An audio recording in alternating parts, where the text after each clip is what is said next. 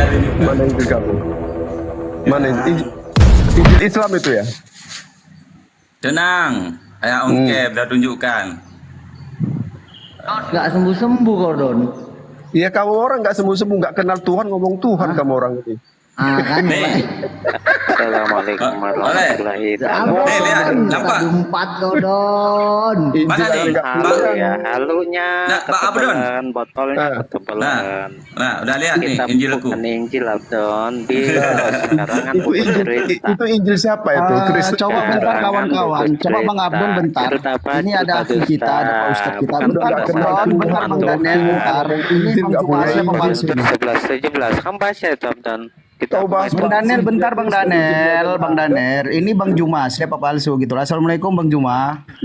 Waalaikumsalam warahmatullahi wabarakatuh. Oke. Nah ini Don, Ya, belajar sama salam Bang Juma kenal. kok Don. Besarkan beliau. Salam Siapa? kenal Si Juma. semua teman-teman.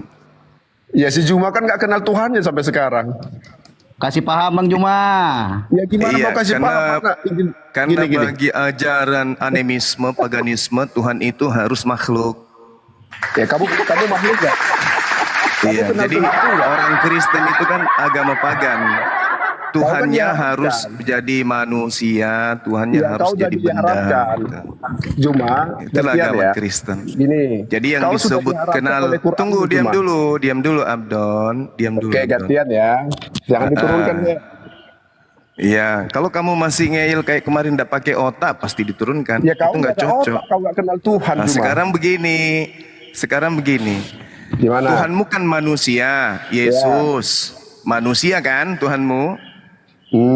Benar wujudnya gak? manusia. Nah, sekarang kau baca, ya memang Tuhanmu manusia, bukan monyet Iya, tapi manusia. oke. 1 Timotius 6 nomor Ya, 16, tunggu dulu. dialah Tuhanmu apa? satu-satunya. Gantian dulu. Sabar dulu Abdon. Ya, Tuhanmu apa? Abdon Dia diam tahu dulu. Ya, Tuhanmu Diam apa? dulu Abdon. Abdon diam dulu. Gantian kita, gantian. Waktunya ngeyel ntar habis saya, oke? Santai Don, Dialah santai. dialah satu-satunya yang tidak tadinya atanasia. Atanasia itu artinya tidak dapat mati. Itu Tuhan. Dialah yang tidak dapat mati, bersemayam dalam terang yang tak terhampiri. Seorang manusia tidak pernah melihat dia, dan memang manusia tidak dapat melihat dia. Apakah Yesus bisa duduk di sini? Seorang pun tak bisa melihat dia, dan memang tidak akan ada pernah manusia yang pernah melihat dia. Dia tidak tersentuh, dia tidak dapat didekati oleh maut. Tidak akan pernah takluk kepada maut. Atanasia itu tidak didekati, tidak akan pernah mati. Bisa tidak Tuhan kamu yang berbentuk manusia itu duduk di sini di 1 Timotius 6 nomor 16? Coba saya baca sekali lagi ya. Dialah satu-satunya yang tidak dapat mati, bersemayam dalam terang yang tidak terhampiri. Seorang pun tidak pernah melihat dia, dan memang manusia tidak dapat melihat dia. Kalau Tuhan kami, laisa kamitslihi syai', tidak serupa dengan makhluk sehingga dia tidak bisa dilihat, dia tidak bisa kemudian dipegang, dia tidak bisa disunat, apalagi netek sama ibunya. Silakan kau jawab. Bisa nggak Yesus duduk di situ? Oke. Silakan. Ya. Jadi sesuai dengan Quranmu, kamu itu diharamkan Juma. Ya, di Quran 7:33. Juma, kamu diharamkan membicarakan Allah yang tidak kamu ketahui. Ya, Quran 7:33. Jadi kamu udah dipelesetkan di sana, nggak boleh. Karena kamu tidak mengenal Allahmu. Kenapa? Karena apapun yang kamu bilang tidak bisa diserupakan apapun Allah itu. Tidak berwujud, tidak apa-apa. Jadi kamu nggak ketahui itu Allahmu. Itu Quran sendiri sudah mengatakan. Oke? Nah, jadi kalau kamu lari kepada Kristen, kepada dalam Alkitab, kamu harus tahu dulu apa itu Allah. Allah itu roh. Ya, roh itu adalah kebenaran. Nah, Yesus mengatakan, akulah jalan kebenaran. Yesus sudah mengatakan dialah Tuhan. Jadi kamu jangan merasa Tuhan itu nggak bisa digapai. Kamu namanya haram. Quran 7:33. Diharamkan bagimu Juma membicarakan Allah yang tidak kamu ketahui. Jadi sampai kapanpun kamu membicarakan Allah, sedangkan Allahmu yang tidak kamu ketahui dan tidak kamu kenal, kamu sudah diharamkan. Itu titik itu Cuma. Jadi mengenai Tuhan, Tuhan itu maha kuasa. Allah itu, roh itu bisa berwujud. Sama aja dalam Quranmu. Roh Kudus atau Jibril itu bisa berwujud ketika mendatangi namanya Maryam, menjadi manusia sempurna. Itu Jibril, itu Roh Kudus, itu malaikat bagi kamu. Apalagi Tuhan saya, Allah itu Ruh, bisa berwujud menjadi manusia. Kenapa kamu nggak pelajari Quranmu Jumat biar kamu kenal Tuhanmu? Begitu. Jadi jangan membicarakan tentang Yesus jika kamu tidak tahu siapa Tuhanmu. Oke, sudah ya. Nah, dengarkan penyembah Yudas, dengarkan baik-baik. Pasang kupingmu. Kalau udah nggak cukup kuping, mulut juga bisa. Ya. Allah berfirman di dalam Al-Quran surah Al-Araf yang kamu bawa tadi itu, manusia terjemahan yang tak pernah punya ilmu sama sekali. Bismillahirrahmanirrahim. Qul innama harrama rabbil fawahish ma zahara minha wa ma batan wal ithma wal bagh bighairil haqq wa an tusyriku billah ma lam yunazzil bihi sultana wa an taqulu 'alallahi ma la ta'lamun. Qul, katakanlah wahai Nabi Muhammad, Tuhanmu hanya mengharamkan segala perbuatan keji yang terlihat dan yang tersembunyi, perbuatan dosa, perbuatan zalim tanpa alasan yang benar, dan mengharamkan kamu mempersekutukan Allah dengan sesuatu. Haram hukumnya menyembah Yesus. Ini Al-Quran yang mengatakan. Karena Yesus itu makhluk, manusia.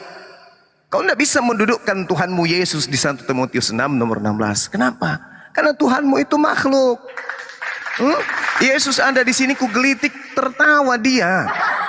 Yesus ada di sini ku pijak kakinya meringis dia. Itu Tuhan kau. Sedangkan Allah tidak menurunkan alasan untuk itu. Dan Allah mengharamkan kamu membicarakan tentang Allah apa yang tidak kamu ketahui.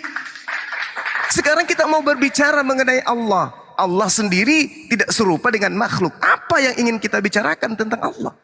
Selain daripada kekuasaannya, ciptaannya. Innama tunziru man ittama'a dzikra wa khasyar rahmana bil ghaiba. Fabashshirhu bimaghfiratin wa ajrin karim. Sesungguhnya engkau hanya memberi peringatan kepada orang-orang yang mau mengikuti peringatan karena mereka berakal. Berbeda dengan orang yang tidak punya akal, yang takut kepada Tuhan pencipta langit dan bumi walaupun mereka tidak melihat pencipta langit dan bumi itu. Ini Al-Quran yang mengatakan. Nah sekarang 1 Timotius 6 nomor 16, ternyata Tuhan itu memang gaib. Tuhan itu tidak serupa dengan makhluk, tidak pernah dilihat oleh manusia. Lah Tuhanmu malah dikandung manusia, malah netek sama manusia. Kalau dia tidak netek, nggak dikasih makan. Tuhanmu kerdil kayak pohon bonsai. Hah?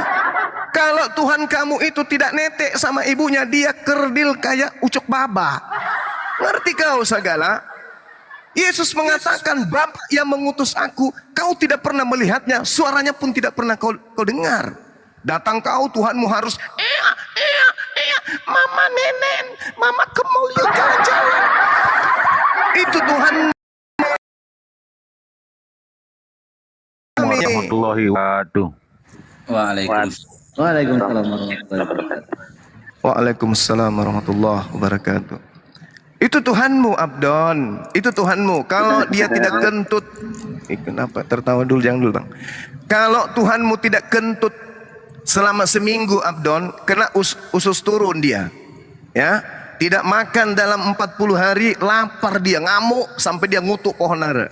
Kalau Tuhanmu tidak tidur selama seminggu, oleng dia. Dan kalau Tuhanmu tidak mandi selama sebulan, kena kurap, panu dan seterusnya. Itu Tuhanmu. Jangan kau samakan Tuhannya Bani Israel dan Bani Ismail dengan Tuhannya Bani Paulus. Tuhannya Bani Paulus ya memang manusia kayak kau. Gitu ya Abdun ya. Nah sekarang kau tunjukkan Yesus. Bisa enggak duduk di 1 Timotius 6 nomor 16? Silakan. Saya mau tahu sampai di mana kamu itu bisa punya ilmu. Lanjut. Jadi kau sama sekali nggak paham tentang Tuhan Juman. Sampai sekarang, sampai detik, sampai kamu mati juga kamu nggak kenal sesembahanmu. Ya, kamu nggak mengenal. Jadi kamu hanya berangan-angan saja melalui pikiranmu. Ya, kalau Yesus mengatakan, akulah kebangkitan dan hidup. Barang siapa percaya kepadaku, ia akan hidup walaupun ia sudah mati. Itulah kuasa Tuhan saya. Jadi kalau kamu mati, tidak bisa Allah kamu yang membangkitkan. Tunjukkan dalam Quranmu Allah itu bisa membangkitkan Jumat. Kalau dalam Quran itu ada Isa putra Maryam. Jadi kalau kamu bilang saya juga terjemahan, kamu keliru berat. Kamu nggak malu. Tidak ada nabi dari Israel sana berbahasa Arab, Juma. Paham kamu? Kamu jangan membanggakan dengan bahasa Arab. Mana ada nabi yang berbahasa Arab? Mana ada Musa berbahasa Arab? Mana ada Abraham? Apakah kamu nggak malu menerjemahkan ke bahasa kamu?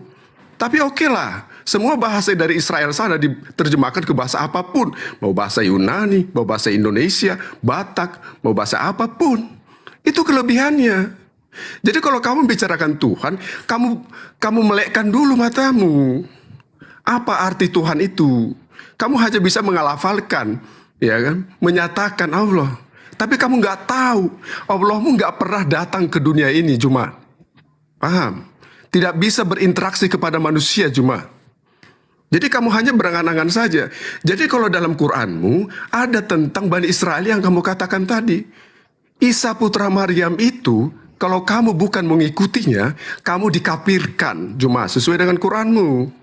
Ya, apa yang dikafirkan itu? Kamu hanya tahu menutup diri. Kamu tidak dapat jalan yang lurus. Siapa itu Isa putra Maryam itu? Jadi kalau saya bilangin dalam Quran 7 ayat 33, diharamkan kamu membicarakan Allah yang tidak kamu ketahui. Kamu jangan bermain-main dengan kata-katamu yang seenakmu saja. Kalau kamu bilang Tuhan saya itu netek, ketika dia menjadi manusia, apapun bisa dilakukan. Ya. Jadi kalau kamu tertawa seperti itu, benar-benar kamu seperti orang yang tidak mengenal Tuhan. Saya pastikan kamu. Saya pastikan kamu itu tidak mengenal Tuhanmu. Ngomong aja, ya. Kalau kamu tahu dalam Quranmu, ya. Kalau kamu tahu dalam Quranmu, Dialah yang maha tinggi, maha besar, nggak ada dikatakan Allah di situ. Paham nggak kamu, Juma? Ya, dalam Quran 34 ayat 23, perkataan yang benar dan Dialah yang maha tinggi, maha besar. Siapa perkataan yang benar itu? Makanya pelajari Quranmu. Dalam surat Maryam 34, itulah Isa putra Maryam yang mengatakan perkataan yang benar. Jadi kamu itu mimpi, kamu nggak tahu apa di Quranmu. Kamu sampai sekarang kamu tidak mengenal Tuhanmu. Benar itu. Udah. Kamu cuma Gak usah ngoceh aja curhat. tahu. Udah. Tuhan saja kamu nggak Gantian. tahu. Nah, tunggu dulu Gantian. sebentar lagi. Jangan dulu. Saya ada waktunya. Jadi nabimu juga kamu nggak kenal. Kamu bicarakan tentang apa? Tentang Nabi, tentang Tuhan. Siapa Nabi yang kamu kenal, Juma? Jawab. Oke. Nah, inilah Abdon ya, dari sejak zaman dulu tidak pernah pasang otak di kepala. Bicara pakai pantat kalau dia ngomong. Inilah Abdon. Yang kita bahas ini wujud Tuhan. Kau lari kemana-mana. Ini kita berbicara mengenai wujud Tuhan. Aku tidak mengenal Tuhanku karena aku tak melihat wujudnya, katamu kan. Nah, kamu mengenal Tuhanmu karena kau melihat wujudnya. Oke, itulah sembahanmu. Memang berwujud manusia. Kau berbicara mengenai kebangkitan. Innama yastajibul ladina yasma'un wal mauta yab'atsuhumullahu summa ilahi yurja'un. Dialah Allah yang akan membangkitkan semua umat manusia. Dalil. Sedangkan di dalam kitabmu nih, Tuhanmu nih yang pernah netek sama emaknya nih, ngambek dia kalau nggak dikasih netek. Kisah para wartawan nomor 2:32. Yesus inilah yang dibangkitkan oleh Allah. Mampus. Yesus inilah yang telah dibangkitkan oleh Allah. Tuhanmu dibangkitkan, Abdon. Belum lagi Roma 14 nomor 9. Untuk itulah Yesus mati, agar dia bangkit dari kematian, dibangkitkan oleh Allah, agar dia menjadi Tuhan untuk Abdon segala. Tuhan kok kayak gitu? Kayak orang yang ada di Taman Lawang tidur dikasih bangun, bangkit dia dari tidur. Ya, jadi kalau Anda berbicara Abdon, Tuhan itu bukan makhluk. Nih, tak ajarin ya. Kalau kupingmu sudah nggak cukup lagi karena rusak, kan terlalu banyak menerima kebohongan di gereja, pakai mulutmu mendengar karena sarafnya ada dekat dengan kuping. Yeremia 10 nomor 6. Tidak ada yang sama seperti Tuhan. Tuhan, Engkau maha besar. Namamu besar oleh keperkasaanmu. Yesus perkasa di mana, Yesus? Hah? Untuk pipis aja dia butuh digendong sama emaknya ke toilet. Itu juga kalau waktu itu ada toilet. Dia pipis di celana itu Tuhanmu. Kau berpikirlah pakai otak Abdon. Kau sudah tua, sudah dekat dari kubur. Kau masih menyembah makhluk kau. Sementara Tuhan di dalam ajaran para nabi tidak ada yang sama seperti dia. Laisa kamislihi syai. Yeremia 10 nomor 6. Nah, aku kirim juga kau ke perpustakaan kan? Nah, sosok kau kan? 2 Samuel 7 nomor 22.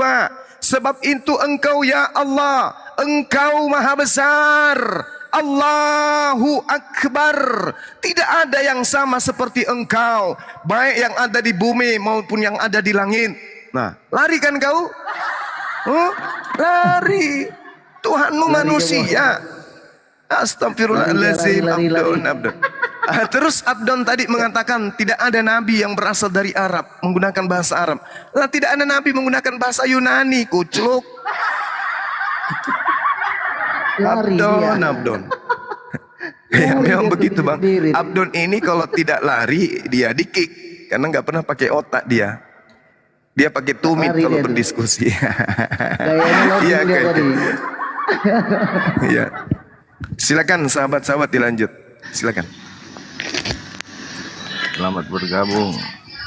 Ya, assalamualaikum Bang apa official Islam apa Kristen Bang? Assalamualaikum Bang apa?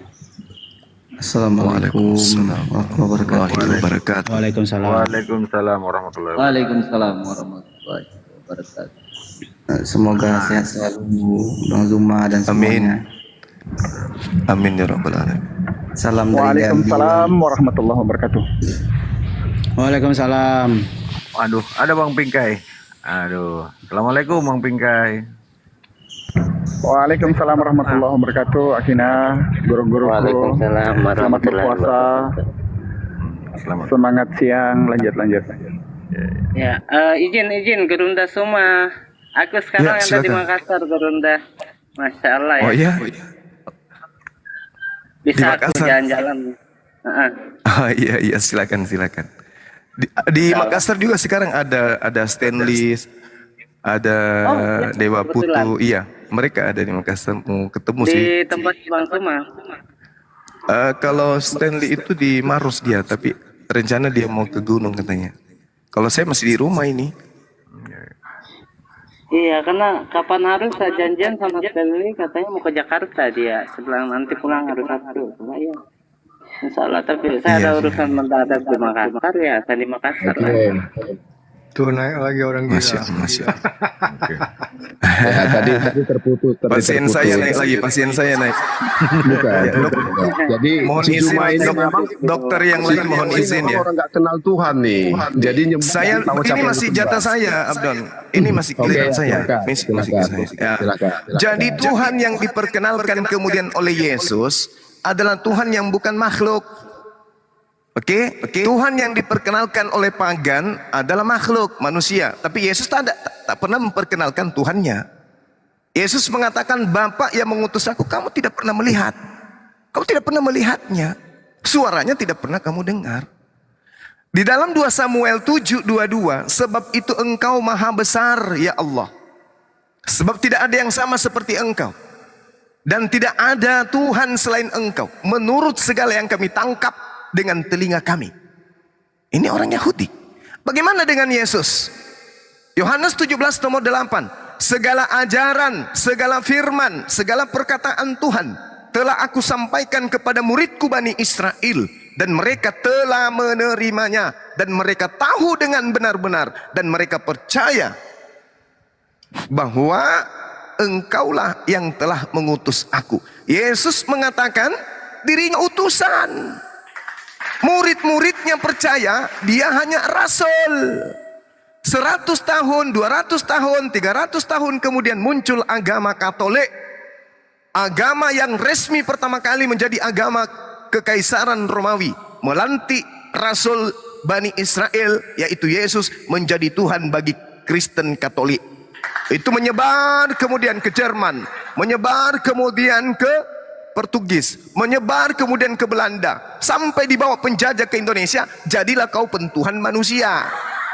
Sementara di tempat asalnya Yesus memproklamirkan, semua pengikutku mengenal aku hanya rasul, Rasul, apostelo, artinya dia hanyalah utusan Tuhan. Itu menurut Yesus. Murid-muridnya semua percaya dia adalah makhluk, dia rasul, dia manusia. Oke? Agama Kristen melantiknya menjadi Tuhan. Makanya kau sampai sekarang masih tulul. Silakan, buktikan Yesus bisa duduk di kau kemana-mana. Kau status mau belajar di sini, Abdon. Ya, jadi Silakan. jadi gini cuma, memang kau murid yang nggak pernah belajar kamu ini, ya. Kamu selalu bicara tentang Allah, tentang Tuhan, tapi kamu nggak tahu. Kamu baca ya, biar kamu saya ajarin kamu. Apa arti iman itu di dalam kekristenan Yesus itu? kau dudukkan sebagai Tuhan dulu, jangan kemana-mana. Diam dulu, jangan bantah Yesusmu saya. yang manusia itu dulu. Jangan bantah saya. Tunggu dulu, sabar ya. Yesusmu. Sabar. Buktikan Kamu dia akan Tuhan. Sabar. Kenapa nggak sportif? Oke? Nah, Enggak, bahasan kita adalah dengar wujud dulu, Tuhan kan. Iya, dengerin dulu. Kamu nggak kenal Tuhan, maka saya ajarin kamu. Kamu diam. Ya sudah, kau ya. perkenalkanlah Yesus Tuhanmu itu. Jadi gini, sebentar ya. Malu dia. Iman, Dia biar kamu tidak tahu ya. membayangkan itu Gurunda. Iman. Bagaimana kita mengasih tahu manusia ini Tuhan? Dengar dulu, waduh, udah rame-rame nih. CS sejumlah nih. Iman adalah. Iya, karena kau tidak dengar tidak bagi lari, orang kamu yang lari dengar dari dulu. permasalahan. Iya, saya kan Tuhanmu. lagi ngomong. Silakan. Gak mampu apa gimana kamu cuma? Kalau kamu tidak bahas Tuhanmu Yesus itu, kamu turun ya. Biar Kamu tahu. turun. Nah, Ya, silakan. ini Kita mau dengar. Biar saya tahu Silakan. dasarnya ya. Dengar. Iman adalah dasar dari segala sesuatu yang kita harapkan dan bukti dari segala sesuatu yang tidak kita lihat. Kamu baca Ibrani 11 ayat 1. Kalau kamu bicara Tuhan harus ada buktinya. Yesus terbukti dalam peradaban, dalam sejarah, dan tahun Masehi yang kamu pakai, Masehi itu artinya kehadiran Tuhan. Oke? Yesus Kristus, kelahiran Yesus Kristus. Disebut Masehi adalah hari Tuhan, tahunnya Tuhan. Dan kamu pakai sekarang. Itu cuma biar kamu pinter. Biar kamu jangan seperti yang kamu bilang jadi tulul. Ya, itu bukti. Kalau kamu Mana tidak Yesus, bisa membuktikan, tunggu dulu. Yesus? Sabar. Kamu dari tadi sudah membantah Quranmu. Diharamkan bagimu cuma membicarakan Allah yang tidak kamu ketahui. Dalam Quran 7 ayat 33. Jadi biar kamu mendapatkan penerangan, kamu harus kamu bisa kapan bahas membuktikan, Yesus? kan? Tunggu dulu. Kamu kapan bahas Yesus? Jangan dulu. Kalau kau nggak bahas ini, kamu turun. Kepanasan apa? Host, Kepanasan. kalau dia nggak bahas Yesus, Kepanasan. turunkan. Tunggu dulu. Lebih baik Kepanasan. kita diskusi dengan 10.000 orang pintar daripada orang tulul satu ekor. Jangan kepanasan. Kamu Turun. tidak pernah bisa membuktikan Kalau Allah. kau tidak bahas Tuhanmu Yesus, kau Saya bahas turun. Tuhan saya. Ini saya Percuma, bahas nih. habisin Kenapa kamu waktu. bantah-bantah? Kenapa kamu bantah? Diam dulu. Kita punya Ya, waktu. silakan kau bahas Yesus. Pembuktiannya ada cuma. Peradabannya ada. Kamu bilang tentang kerajaan Romawi itu benar. Tahun berapa sebelum Masehi sudah terjadi. Dan tahun Masehi sekarang ini kamu googling Masehi itu adalah hari Tuhan. Hari kelahiran Yesus Kristus. Bukan hari kelahiran nabimu. Bukan. Cuma. Jadi itu bukti. Nah, maksud saya di sini. Gantian. Kosong. Masih Kosong. kamu bantu. Kosong, dah kau diam. Kalau kau masih mau di sini kau diam, ya. Ini kita sedang berbicara mengenai Tuhan, bukan berbicara mengenai baru iman. sebentar. Diam. Mampus. Kau ke gereja sana. Habis itu kau cebok air 1 sendok. Ya. Ini kita berbicara mengenai konsep Tuhan. Kamu sudah mengakui Tuhanmu lahir, jadi daging, jadi manusia, dipotong nonotnya, nenen sama ibunya. Kamu sudah mengakui itu. Tuhanmu itu seperti itu. Nah, sekarang permasalahannya adalah ketika Anda berbicara mengenai Allah, maka kamu mempelintir dalil. Al-Quran tidak mengatakan jangan kau berbicara tentang Allah. Tetapi Al-Quran mengatakan jangan kau berbicara tentang Allah apa yang tidak kamu ketahui. Apa yang kamu tidak ketahui tentang Allah jangan kau bicarakan. Nah, sedangkan berbicara secara umum ajaran para nabi, Tuhan itu tidak serupa dengan manusia. Sedangkan kamu Tuhanmu manusia. Itu harusnya kau pertanggungjawabkan. Tuhan saya manusia, karena begini, begini, begini, begini. Tangannya untuk, kakinya untuk, nonotnya untuk, bibirnya untuk. Itu yang kau harus bahas. Karena Tuhanmu manusia. Pahami itu, Abdon. Makanya kau kemana-mana kau ditolak. Karena kau bisa menyerang, tapi seranganmu itu melempem. Ibarat singa, serem. Tapi ternyata giginya ompong. Jadi menggigit pun percuma. Ini berbicara mengenai Tuhan. Kau katakan Tuhanmu manusia, itu Tuhanmu. Tetapi Yesus mengatakan dirinya hanya rasul. Berarti dia bukan Tuhan, dia rasul, dia manusia, dia utusan Tuhan. Yesus memproklamirkan murid-muridnya percaya dia hanya rasul. Yesus pun mengatakan dirinya hanya rasul. Ada kesaksianku yang lebih penting dari kesaksian Yohanes Pembaptis, bahwa aku ini adalah rasul. Yohanes 5 nomor 36.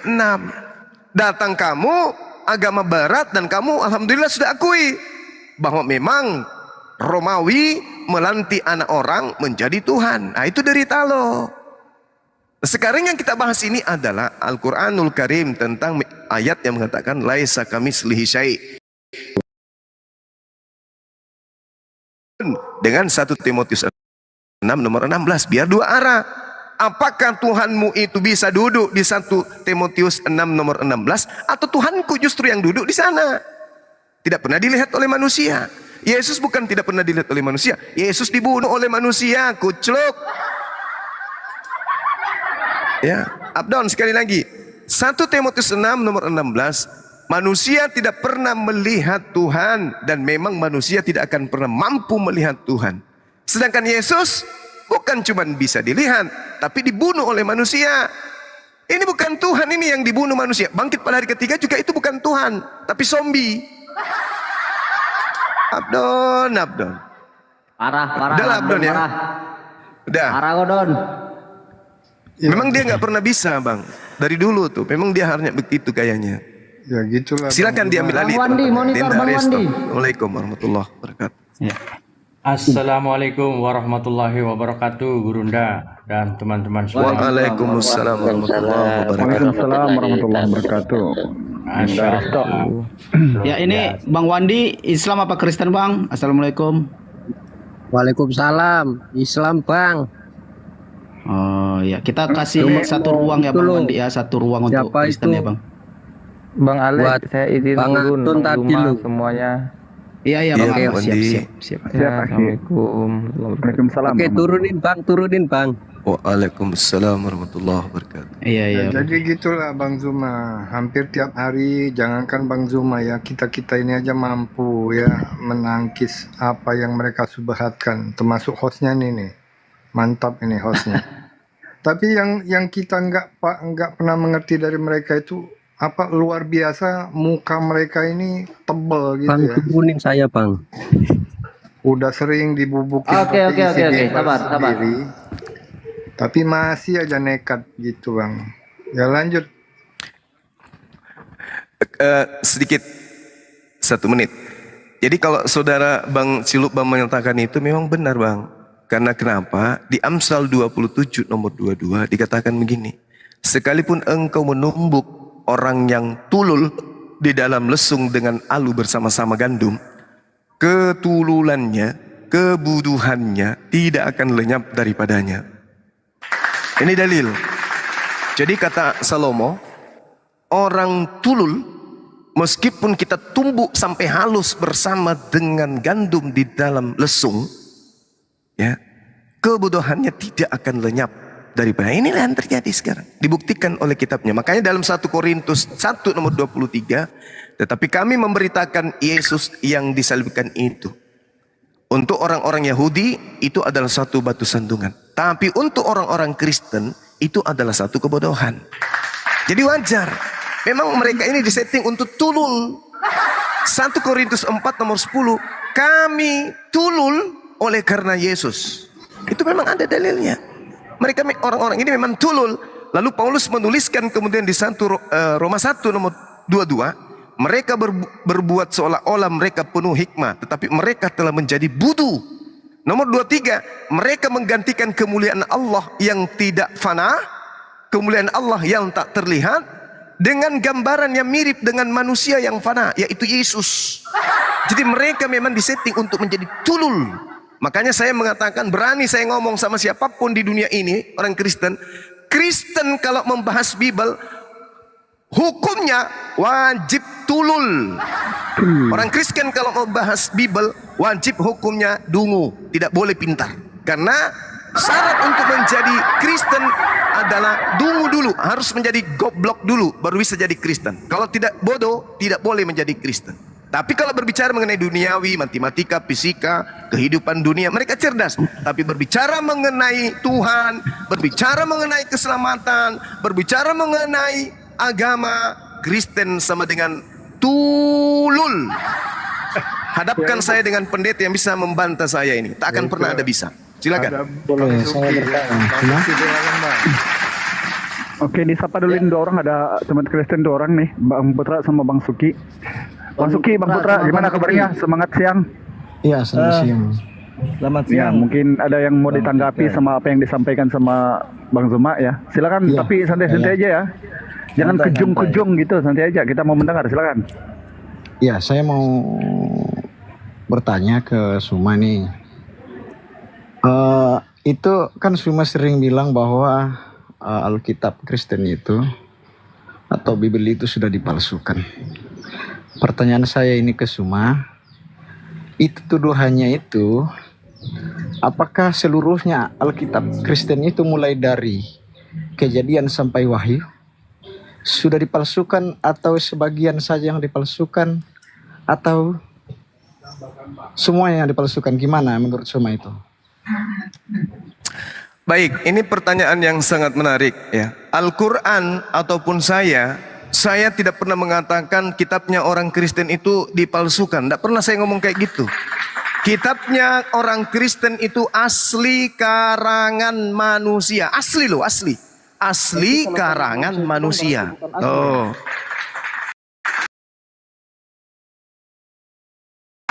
Asli karangan manusia, bukan firman Tuhan. Saya ulang lagi ya. Kitabnya orang Kristen itu asli. Asli kitabnya Kristen itu, bukan palsu, asli, tapi asli karangan manusia. Kalau karangan manusia, kenapa ada dicatat dalam Al-Quran, Bang? Yang dicatat dalam Al-Quran itu, wa minhum ummiyuna la ya'lamuna al-kitaba illa amaniya wa inhum illa yazunnun. Kitab orang Kristen itu adalah kitab yang dituliskan oleh orang-orang yang tidak paham tentang Tuhan, tidak paham tentang Alkitab, tidak paham tentang ajaran para nabi. Fawailul lilladzina yaktubuna alkitaba biaidihim thumma yaquluna hadza min indillah. Mereka menuliskan buku dengan angan-angan, lalu mereka mengatakan ini dari Allah, ini firman Allah, padahal itu adalah karangan mereka sendiri. Ini yang dikatakan Al-Quran tentang buku kalian. Berarti kalau karangan manusia itu berarti bukan firman Tuhan. Seperti itu. Ya, kan tadi sudah kubilang, asli kitab kau itu, tapi asli karangan manusia, bukan firman Tuhan. Masih kurang. Penjelasan saya mau ditambah. Enggak.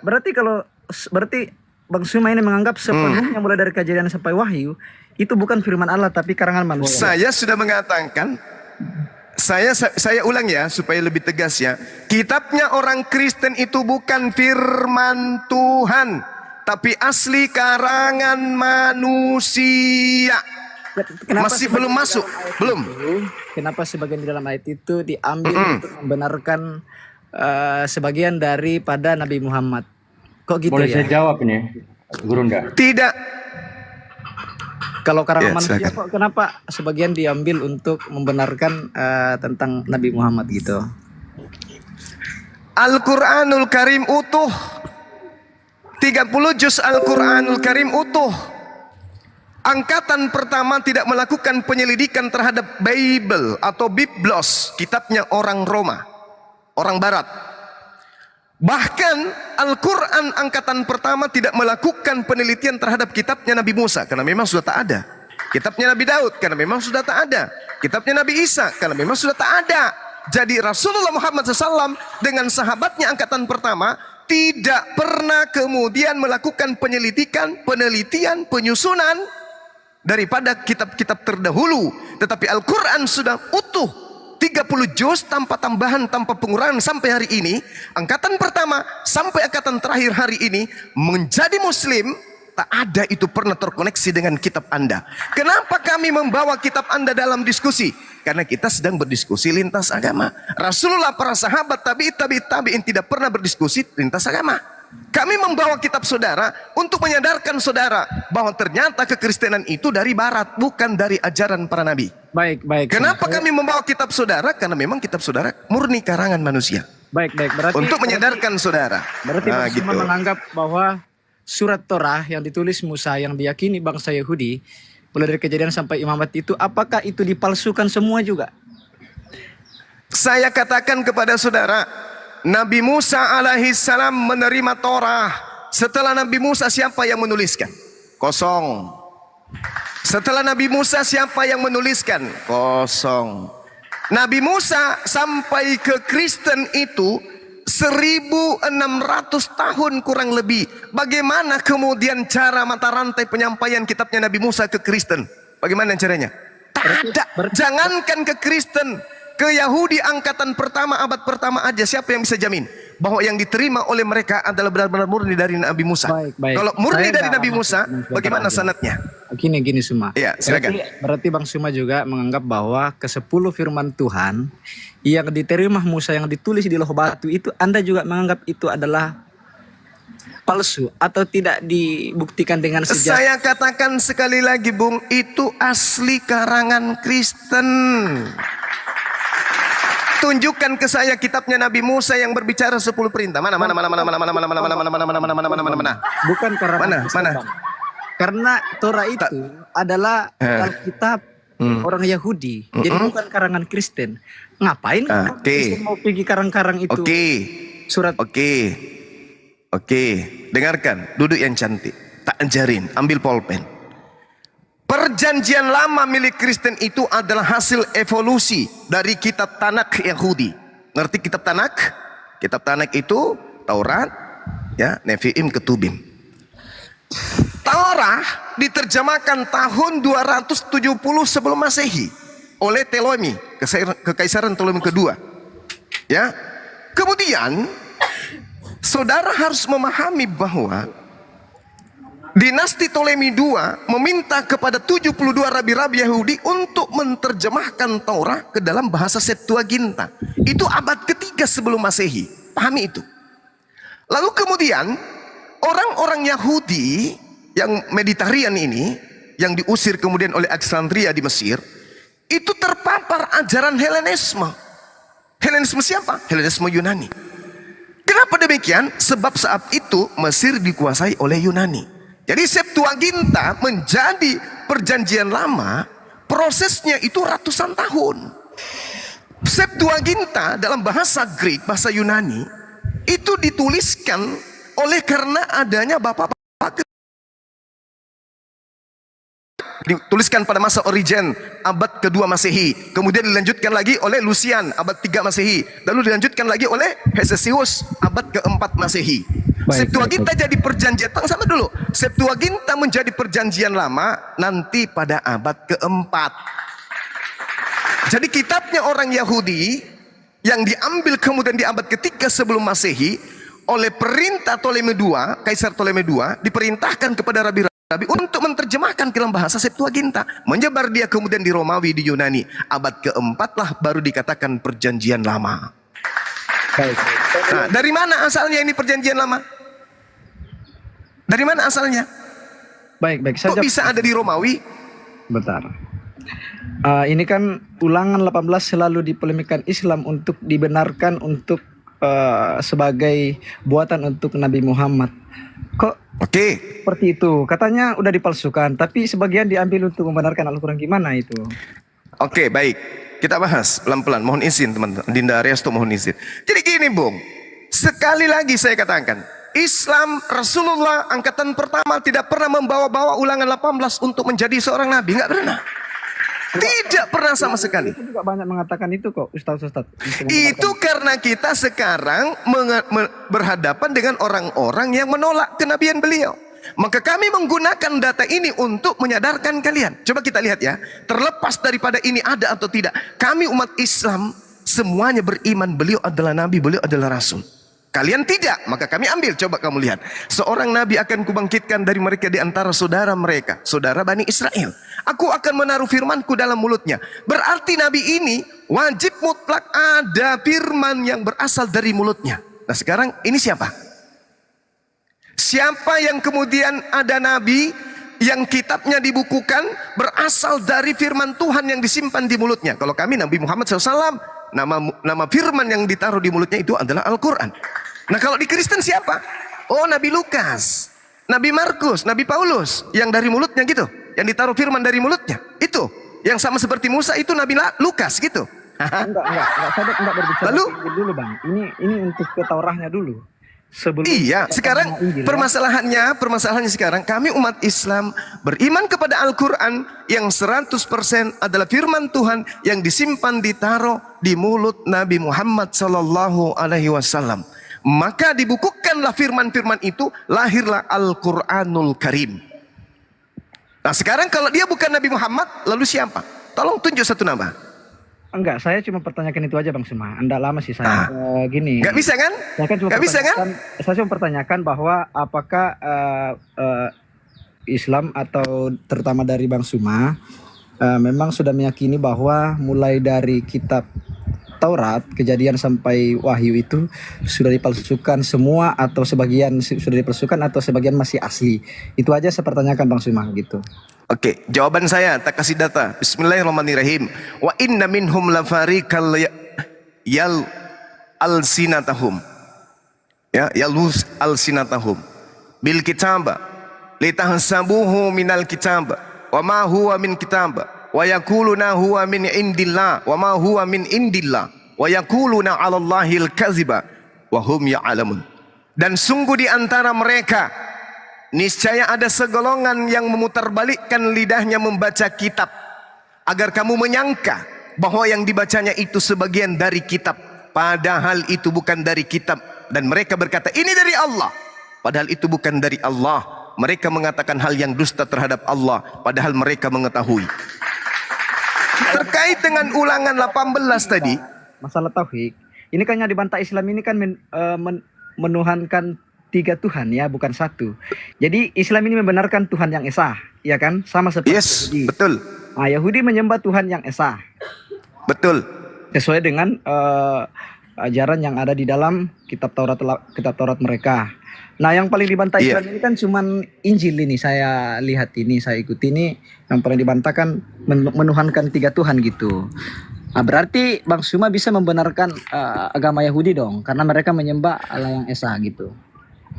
Yahudi dikatakan di dalam Al-Quran, siapapun di antara mereka orang-orang Yahudi yang beriman kepada Allah, innal ladina amanu wal ladina hadu wan nasara wasabiina man amana billah wal yaumil akhir wa amila salihah walahum ajruhum inda rabbihim wala khaufun alaihim walahum yahzanun. Yahudi yang beriman kepada Nabi Musa, Nasrani yang beriman kepada Nabi Isa, dan siapapun di antara mereka yang beriman kepada keduanya dari kalangan Bani Israel, maka diselamatkan oleh Allah. Masalahnya ini Kristen. Kristen ini penumpang gelap. Kristen ini bukan ajaran para nabi. Kristen ini agama Roma yang membawa-bawa kitabnya orang Yahudi, mengatasnamakan kitabnya Yahudi. Berarti Bang Suma Kristen itu bukan Bani Israel. Gimana? Berarti Bang Suma membenarkan ajaran Yahudi. Ini di luar Yahudi yang beriman kepada Nabi Musa, beriman kepada Nabi Isa, mereka adalah orang-orang beriman. Al-Quran sudah mengatakan itu. Loh, katanya itu kan 10 firman Tuhan dari Musa. Gimana sih orang ini? Yahudi dan Nasrani yang beriman kepada Nabi Musa itu adalah orang-orang yang diselamatkan, dirugikan sedikit pun. Al-Quran telah datang baginda Rasulullah Muhammad SAW. Yahudi dan Nasrani, para ahli kitab, diperintahkan kemudian untuk ikut kepada baginda Rasulullah Muhammad SAW.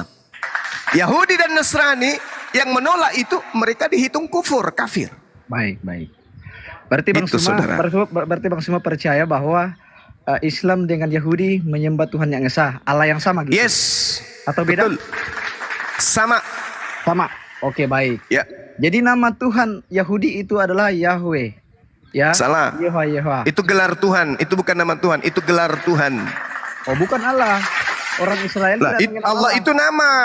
Yang Anda sebutkan tadi itu gelar. Yahweh itu gelar. Itu itu adalah gelar, Bang Sumar, bukan nama. Dari mana? Dari mana Anda mengatakan Allah itu gelar? Dari mana? Allah itu adalah sesembahan. Sahabat Anda. Sekarang coba Anda kasih saya ilmu. Sekali-kali saya belajar sama umat terjemah. Tunjukkan kepada saya bahwa Allah itu adalah gelar. Anda dapat ilmu dari mana? Enggak, maksud saya kan Allah itu adalah sesembahan. Kan? Sedangkan nama Tuhan orang Israel itu adalah Adonai Elohim yang sering dipanggil oleh orang Yahudi. Itu gelar. Kamu belajar bedakan gelar dengan nama pribadi.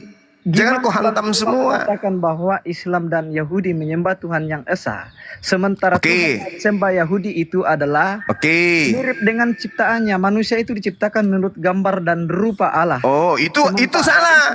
Itu kamu dapat dari buku karangan yang kubilang tadi. Kamu membaca di buku karangan manusia itu. Kan tadi kamu tanya nih sama aku. Apakah Anda percaya bahwa kitabnya Kristen itu asli? Saya katakan asli karangan. Kamu mengatakan serupa dengan manusia itu karangan. Kenapa? Dengarkan saya. Dengarkan. Ini ilmu. Septuaginta, terjemahan dari kitab yang kemudian disadur dari pemahaman Esra. Abad 3 Masehi, sebelum Masehi. Lalu kemudian diambil oleh orang-orang yang ada di mana? Yang ada di mana? Di Yunani, di Romawi. Mereka kemudian mentafsirkan kitab orang. Mereka melakukan evolusi terhadap kitabnya orang. Mereka mencocok-cocokkan ajaran nenek moyang mereka penyembah dewa-dewa dengan isi Septuaginta. Makanya terjemahannya roh Tuhan melayang-layang di atas. Itu kenapa? Karena itu disesuaikan dengan imannya Roma dan Yunani. Karena nenek moyang mereka menyembah roh-roh, mereka adalah politeisme, mereka adalah Hellenisme Stoa, maka Tuhan mereka konsepnya harus roh. Maka terjemahan kitabnya orang Yahudi mereka pelintir-pelintir, mulai dari Origen sampai Lucian sampai Hesesios. Mereka kemudian mencocokkan sehingga perjanjian lama dan perjanjian baru diusahakan sebisa klop mungkin. Makanya orang Yahudi sampai hari ini meludahi perjanjian lama. Kan mereka tidak merasa itu adalah kitab Tanakh.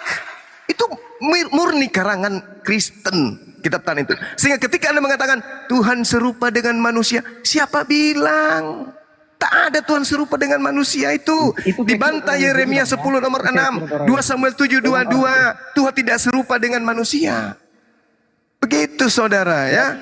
Anda tidak menyembah Tuhan yang sama dengan Yahudi, karena Yahudi meyakini bahwa Tuhan itu serupa dengan manusia karena Tuhan menciptakan. Itu bukan Yahudi, Bung.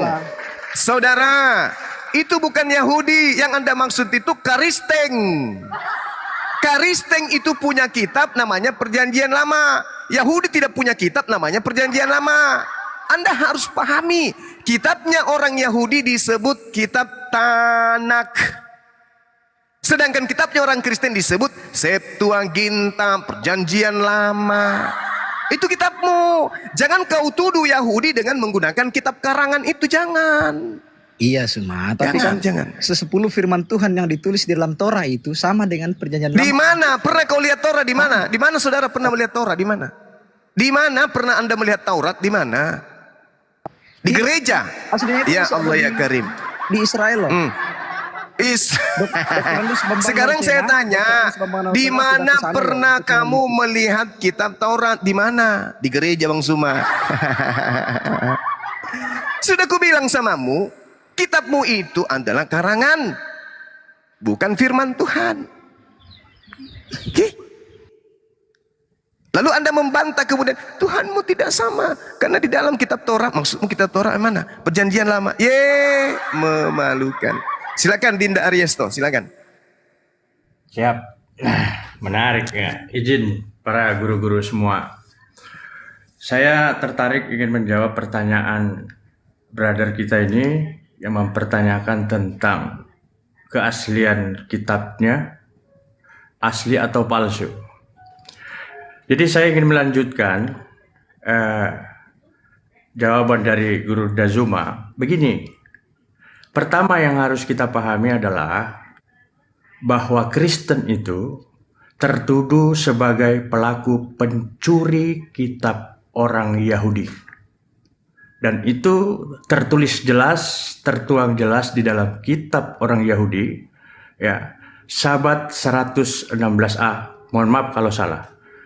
Diharamkan bagi setiap orang Yahudi membaca kitab orang Kristen. Kitab Perjanjian Baru, mereka harus menerima sebuah konsekuensi, dihukum mati. Itu pertama yang harus kita pahami. Jadi orang Yahudi sangat menolak bahwa kitabnya disama-samakan dengan kitab mereka. Itu yang pertama, Pak, yang harus kita pahami dulu. Nah, kemudian pertanyaan yang kedua datang, bahwa kenapa kemudian orang Islam mengambil Ulangan 18 untuk dijadikan referensi sebagai kenabian Nabi Muhammad Sallallahu Alaihi Wasallam. Ini lucu, ya. Kitab Ulangan itu bukan milik umat Kristen, tetapi milik Yahudi. Dan sampai detik ini tidak satupun orang Yahudi yang mengkritik kepada orang Islam itu tertuju kepada Nabi Muhammad. Justru yang mengkritik mereka bukan pemilik kitab. Nah, ini yang perlu kita pahami. Yang ketiga begini, ya, mempertanyakan tentang apakah kejadian sampai wahyu itu asli atau tidak. Saya kira Bapak ini sebagai seorang Kristen, ya, belum terlalu banyak menyelami tentang kekristenan. Jadi sekarang saya jelaskan baik-baik. Dan jangan lagi pertanyakan itu kepada umat Islam. Ya, dalam sebuah forum internasional, seorang pakar perjanjian baru yang mewakili umat Kristen seisi bumi ini dihadiri oleh seluruh perwakilan Kristen dari berbagai negara, menyatakan dengan tegas bahwa kitab perjanjian baru, kita tidak usah malu-malu mengatakan bahwa itu adalah sebuah kepalsuan, bukan merupakan ucapan Yesus dan bukan firman Tuhan. Bart Ehrman, para pakar-pakar sarjana teologi dunia, dengan tegas mereka mengatakan itu palsu. Jadi jangan pertanyakan kepalsuan Bible itu kepada kami. Gitu. Nah, yang terakhir, izin teman-teman, Kristen ini memang umat yang sangat lucu, gitu. Paling lucu sedunia. Karena Islam tidak menjadikan Yesus sebagai Tuhan, kemudian mereka katakan bahwa Islam itu agama palsu dan bukan agama Abrahamik. Mereka selalu menarasikan itu. Padahal tidak pernah dalam sedetik iman orang-orang Yahudi yang kemudian menjadikan Yesus itu sebagai Tuhan. Kok bisa berani-beraninya mengatakan bahwa Yahudi dan Kristen itu sama? Dari mana itu? Nah, jadi minimal punya argumentasi dan punya data yang baik untuk membantah semua jawaban dari setiap umat Islam, apalagi Guru Dazuma. Jadi kalau Anda hanya datang ke sini hanya sebatas bertanya, ya nggak sampai. Dan sekali lagi terakhir ya, saya ingin sampaikan bahwa sampai kapanpun tidak ada satupun umat Kristen di bumi ini, setinggi apapun level pendidikannya, yang sanggup menjelaskan tentang ketuhanan Yesus. Sebab Yesus itu tidak mungkin bisa dijelaskan sebagai Tuhan, tetapi lebih layak dan sangat bisa dijelaskan sebagai manusia. Terima kasih atas waktunya. Ya, ini assalamualaikum Bang, please give Islam apa Kristen Bang? Bang, please give monitor. Ya, diam aja dah. Ini lanjut Bang Putra, gimana tanggapannya? Silakan Bang Putra. Baik, saya tadi kan cuma bilang sebentar aja, cuma mempertanyakan masalah itu aja sih, tentang apakah Islam dan Yahudi itu menyembah Tuhan yang sama. Karena menurut saya orang Yahudi pun tidak mempercayai apa yang disembah oleh Islam, seperti itu. Ya, ini menarik. Jadi begini, kalau pertanyaan itu Islam, seperti yang Anda dengarkan tadi, bagaimana Anda bertanya kepada Bang Zuma, dan Bang Zuma sudah menjelaskan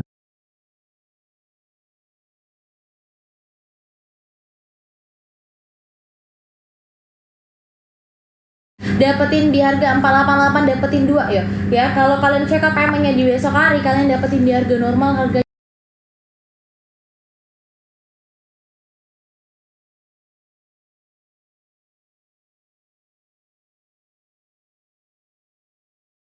Tapi aku nggak ngerti.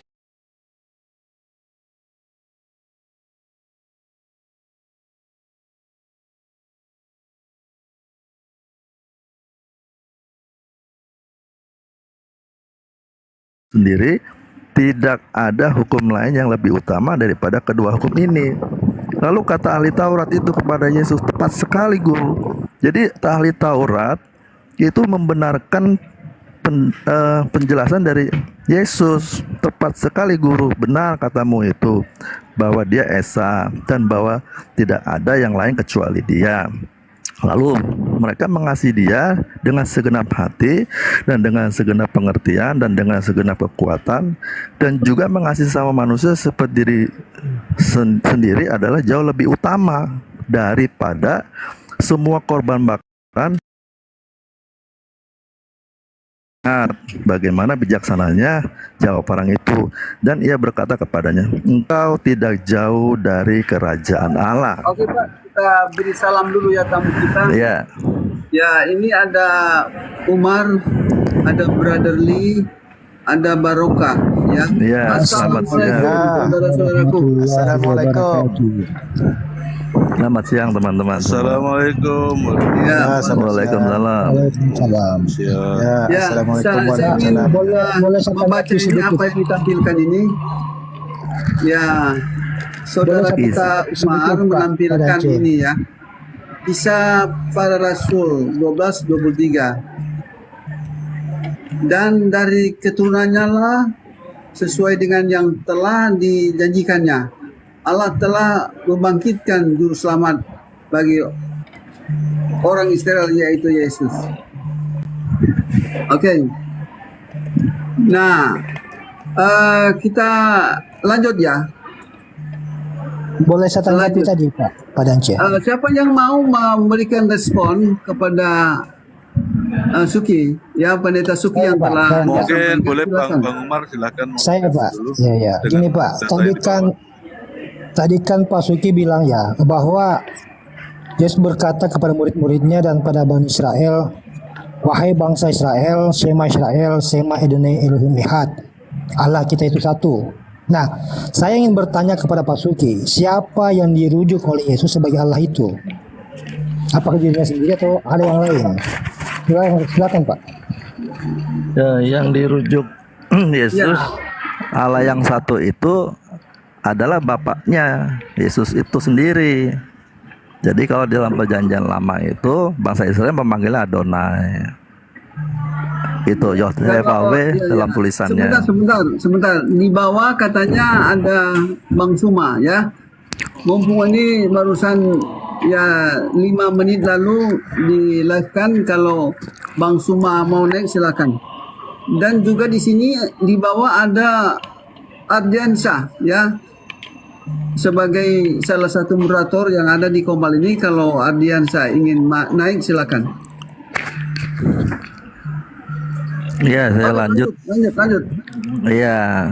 Jadi yang tadi saya baca ayat-ayat dari Ulangan itu sampai lanjut kepada Markus itu bicara di dalam satu kesatuan, bahwa Yesus yang lahir di dalam kalangan bangsa Yahudi itu membenarkan bahwa Tuhan itu Ehad, Esa.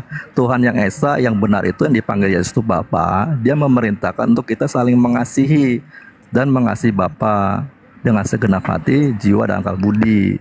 Di sini tadi Yesus bilang, Yesus melihat bagaimana bijaksananya jawab orang itu, dan ia berkata, engkau tidak jauh dari kerajaan Allah. Maksudnya apa? Apa kata Yesus? Jika engkau mengasihi Tuhan Allah dengan segenap hati, jiwa, akal budi, dan kekuatan, dan mengasihi sama manusia, orang itu tidak jauh dari kerajaan Allah. Nah, itu poinnya disampaikan oleh Yesus. Lalu ya, untuk memperjelas apa kata Yesus di dalam Yohanes 17 ayat 3 itu demikian lagi ya. Inilah hidup yang kekal itu, yaitu bahwa mereka mengenal Engkau satu-satunya Allah yang benar dan mengenal Yesus Kristus yang telah Engkau utus. Ini benar sekali, tetapi kita harus memahaminya lebih dalam. Kenapa Yesus berkata engkau Allah satu-satunya? Kan kalau begini Pak, kalau Yesus itu adalah Allah Bapa sendiri. Ya, instruksi ya, kalau Gurunda Bang Suma naik silakan minta permintaan. Bang Hos, Bang Hos. Ya silakan. Ya begini, mau ada Zuma atau Ardiansa, ya tolong mereka harus pahami dengan konteks diskusi, ya.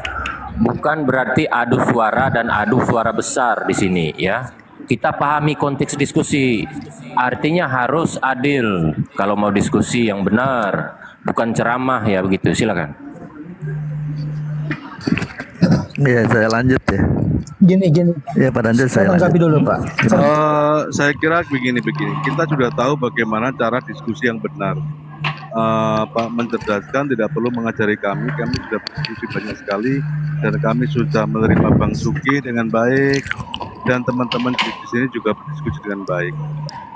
Enggak, yang saya maksud di sini itu Zuma dan Ardiansa, karena mereka itu terkenal dengan tidak mau mendengar argumentasi orang lain. Mereka ngomong seenaknya dewe. Baik, sudah. Ya. Bang Suki, saya tadi mendengar Abang Suki menyebut Yesus sebagai Tuhan atau Tuhan. Yang pertama ya. Coba silakan. Tuhan ya, bukan Tuhan ya. Ya, sini saya jelaskan ya. Yohanes 17 ayat 3 kan Yesus yang mengatakan sendiri, inilah hidup yang kekal itu, yaitu bahwa mereka mengenal Engkau satu-satunya Allah yang benar. Allah yang benar satu-satunya itu yang dipanggil Yesus itu Bapa, bukan dirinya ya. Oke. Dan mengenal Yesus Kristus yang telah Engkau utus. Bapa ini siapa namanya Bang Suki?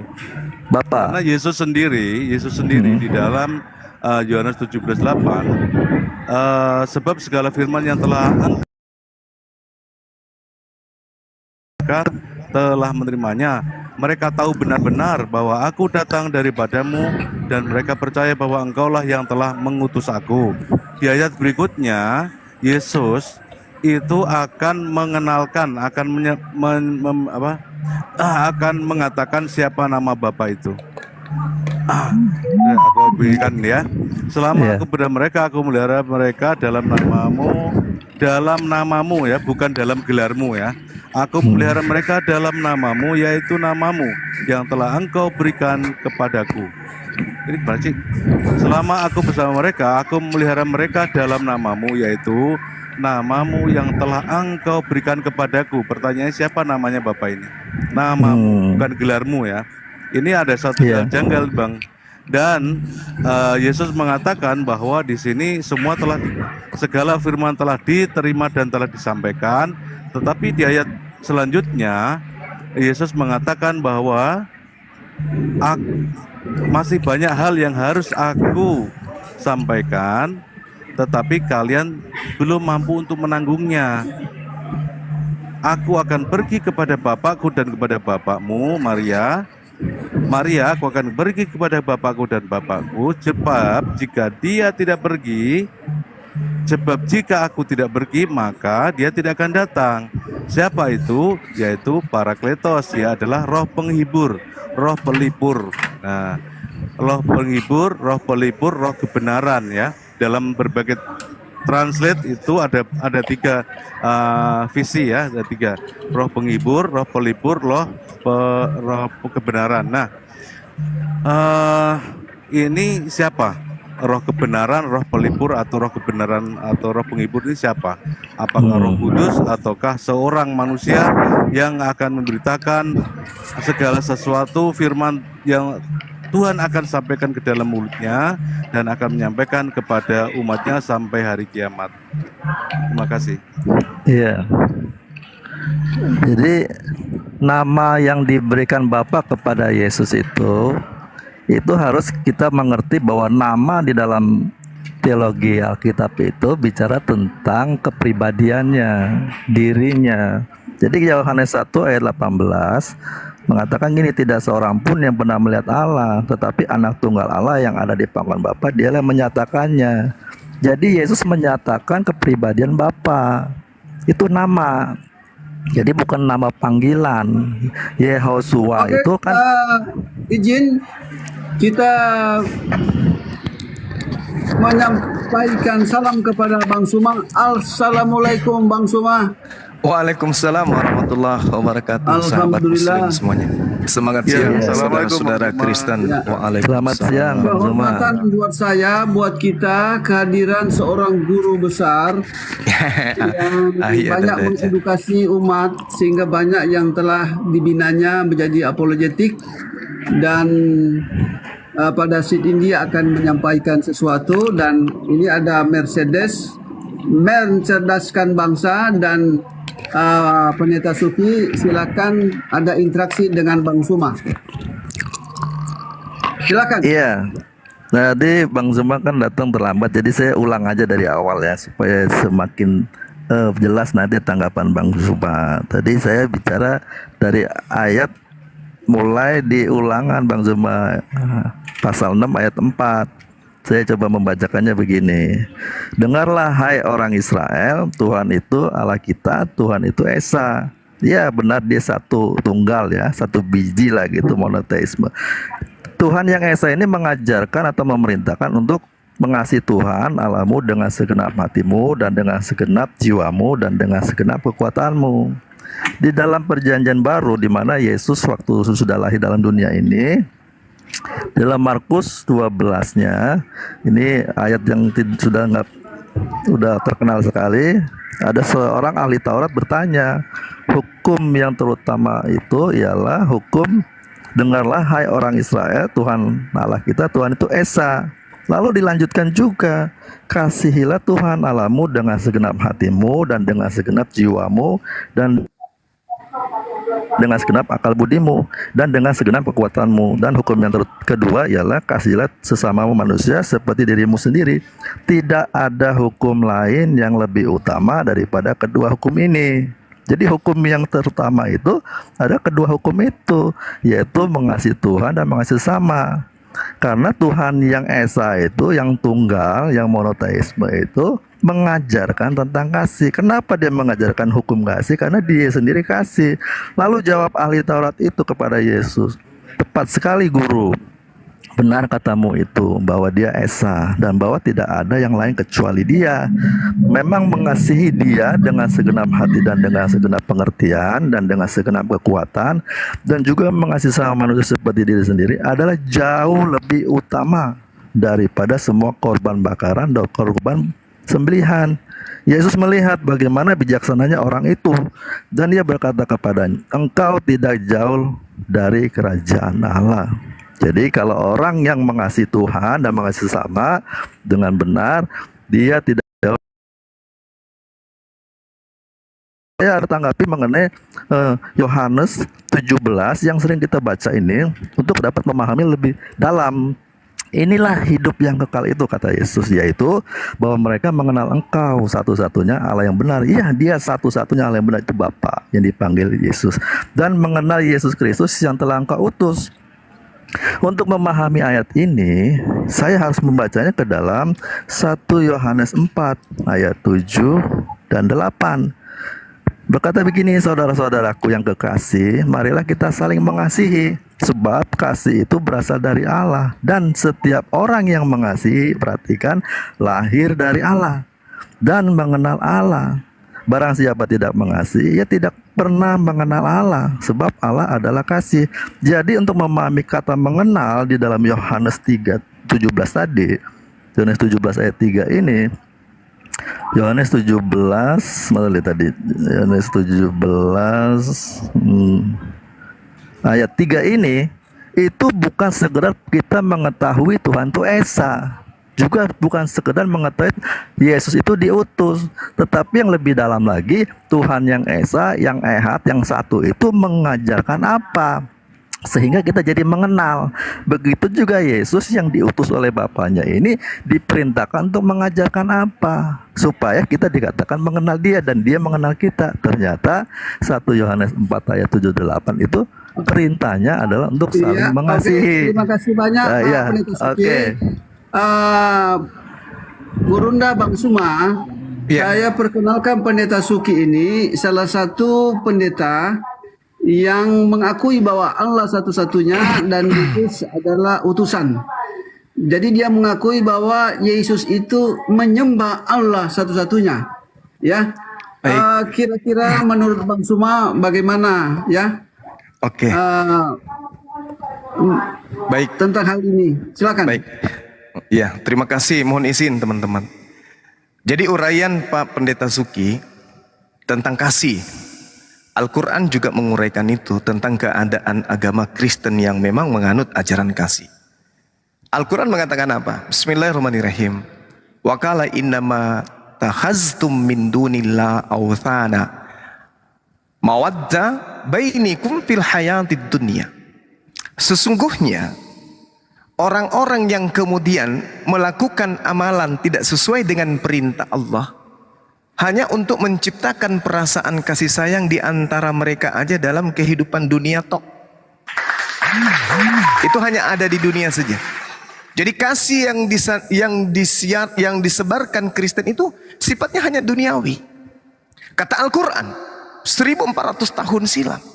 Kenapa demikian? Karena kasih yang ada di dalam Kristen itu tidak berlandas kepada kehendak Tuhan. Mari kita buktikan. Di dalam Ulangan 11 nomor 1 nih. Ketika kita berbicara mengenai kasih kepada Tuhan, berarti rujukannya adalah Tuhan yang memperkenalkan diri kepada nabi-nabi Yahudi. Apa kata Tuhan di sana, Pak? Haruslah engkau mengasihi Tuhan. Nah ini, harus mengasihi Tuhan. Uraian mengasihi Tuhan itu adalah satu, melakukan dengan setia kewajibanmu terhadap Dia dengan senantiasa berpegang kepada ketetapan-ketetapannya. Kedua, kasih kepada Dia melakukan dengan setia kewajibanmu terhadap Dia senantiasa berpegang kepada peraturan-peraturannya. Ketiga, kasih kepada Dia dengan melakukan dengan setia kewajibanmu terhadap Dia senantiasa berpegang kepada perintah-perintahnya. Kristen gugur di sini.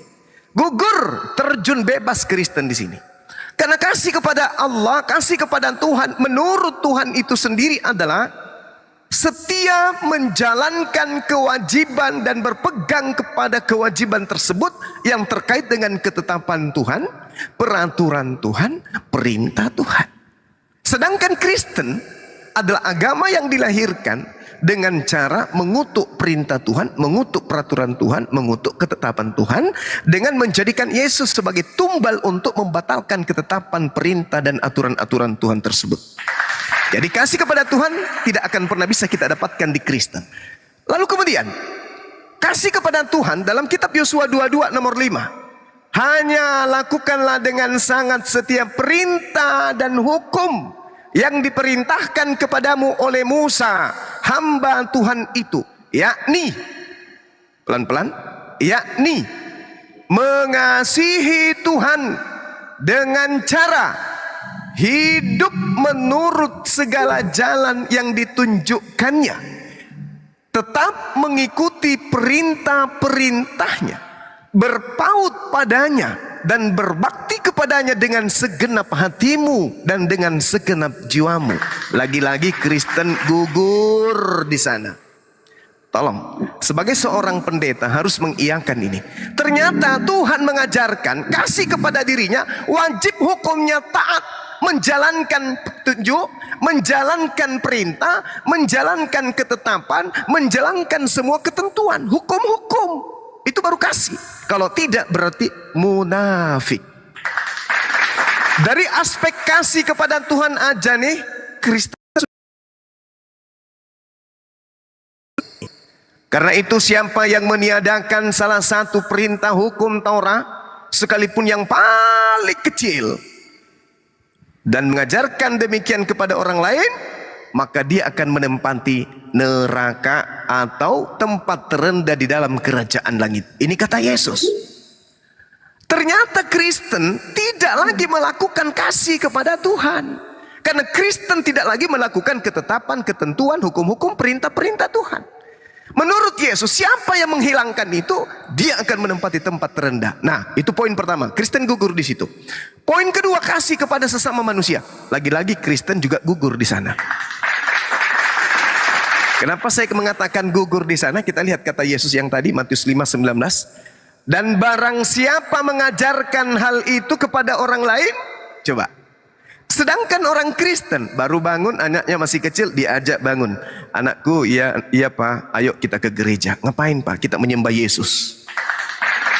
Orang Kristen mengajarkan anaknya, orang Kristen mengajarkan istrinya, orang Kristen mengajarkan jemaatnya, orang Kristen mengajarkan umat Kristen untuk meninggalkan kasih kepada Allah. Dengan demikian, dia mengajarkan dan mengambilkan tempat untuk keturunannya, untuk jemaatnya, untuk anak-anaknya dan istrinya, yaitu neraka, tempat terendah di dalam kerajaan langit.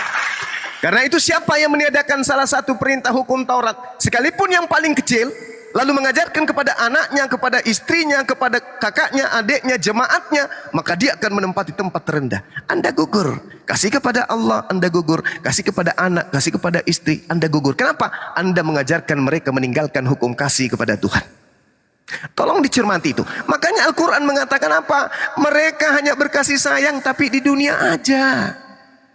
Mereka hanya berkasih sayang. Nanti kata Allah, summa yaumal qiyamah yakfuru ba'dukum bi ba'd wa yal'anu ba'dukum ba'da wa ma'wakumun nar wa ma lakum min nasirin. Nanti di hari kemudian, di hari kebangkitan, di hari kiamat, sebagian mereka akan saling mengingkari satu sama lain, sebagian mereka akan saling mengutuk satu sama lain, dan tempat kembali mereka hanya neraka, dan sama sekali tidak ada penolong bagi mereka. Ini kata Al-Quran. Siapa yang mengajari Anda untuk membatalkan hukum-hukum Tuhan, ketetapan Tuhan, syariat Tuhan, yang mana itu adalah landasan kasih kepada Tuhan? Di dalam Ulangan 6, Ulangan 4, jangan kau menambahi firmanku, jangan kau menambahi agar engkau hidup, agar hidupmu lanjut.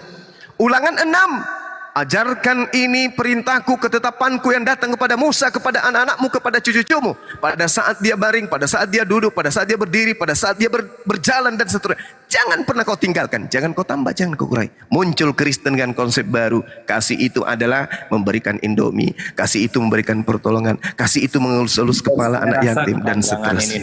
Nah, jadi kesimpulannya, di Kristen itu kasihnya hanya sebatas dunia, kasih kepada Tuhan tak ada, kasih kepada manusia pun tak ada. Silakan Anda bantah. Mencerdaskan bangsa, memberikan respon. Saya berikan waktu 2 menit. Saya hanya menanggapi judul ya, bukan mendengar asumsi orang ya, berkesimpulan yang bersifat spekulatif tentang kitab suci orang ya.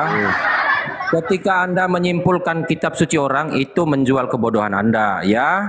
Jangan Anda mengatakan Islam apa Kristen gugur di sini. Gugur apanya? Orang Kristen masih bertumbuh kembang, gugur. Ya, yang gugur itu pemikiran Anda itu, ya. Yang pertama, konteks dari hukum-hukum yang ditetapkan oleh Allah itu sendiri atas bani pilihannya itu, yaitu Bani Israel, ya. Itu tentu Allah menentukan dari hal makan, ya, dari hal bani kulub, ya. Tentang kulub, tentang makan yang isi di dalam perut, itu Allah sudah mengatur kepada bani pilihannya, yaitu Bani Israel. Namun firman Allah berlanjut, orang Kristen mempercayai bahwasannya hukum Tuhan atau hukum Allah itu ya yang bersifat dogmatif itu mempercayai serta kegenapannya. Maka firman Tuhan di sini mengatakan ya ya Yesus Kristus itu ya datang untuk bukan meniadakan hukum Taurat melainkan untuk menggenapinya. Roma 10 ayat yang keempat, sebab Kristus adalah kegenapan hukum Taurat sehingga kebenaran diperoleh oleh tiap-tiap orang yang percaya. Ya, Anda ketika Anda memahami bahwasanya hukum Taurat itu perintah Allah yang bersifat selama-lamanya, memang betul. Ya, Yesus berkata, tidak ada satu iota pun yang dihilangkan dari hukum Taurat. Artinya, apa arti sebuah hukum Taurat itu yang Anda belum tahu? Bukan sekedar sembelih hewan kurban, ya dia hanya sekedar hewan, ya. Akan tetapi maknanya untuk apa? Itu untuk penebusan dosa, ya. Makna untuk memotong kulub, Ya itu maknanya untuk apa? Bukan sekedar untuk potong-memotong kulit itu, ya bukan. Namun sebagai tanda bahwasannya mereka adalah bani pilihan Tuhan, yaitu Bani Israel. Di luar Bani Israel tidak ada yang bersunat. Maka biar tidak ada kekacauan, tidak adanya saling membenci di antara umat manusia, yang tidak bersunat itu dianggap kafir, maka firman Tuhan ya hadir dengan mengatakan, aku datang bukan untuk meniadakan hukum Taurat, tetapi untuk menggenapinya. Ya, itu tentang penggenapan dari hukum Taurat. Nah, ketika Anda mengatakan ke gereja untuk menyembah apa? Menyembah Yesus, memang betul ya. Demikian sekarang tidak ada berada di dalam Kristus Yesus. Roh yang memberi hidup telah memerdekakan kamu dalam hukum, ya, telah memerdekakan kamu dalam Kristus dari hukum dosa dan hukum Taurat. Artinya yang menjalankan hukum Taurat, yang memotong hewan kurban berupa sapi ataupun domba, itu tidak luput juga dari dosa. Namun misi dari kemanusiaan, dari firman Allah yang turun menjadi manusia yang bernama Yesus Kristus untuk memberikan nyawanya menjadi tebusan bagi banyak orang. Ya, bukan sekedar ditebus oleh hewan kurban lagi. Ia sendiri yang menebus dosa manusia. Anak manusia itu akan memberikan nyawanya untuk menjadi tebusan bagi banyak orang. Ya, di Matius 20:28. Ya, sama seperti anak manusia, tidak untuk dilayani, melainkan untuk melayani dan untuk memberikan nyawanya menjadi tebusan bagi banyak orang.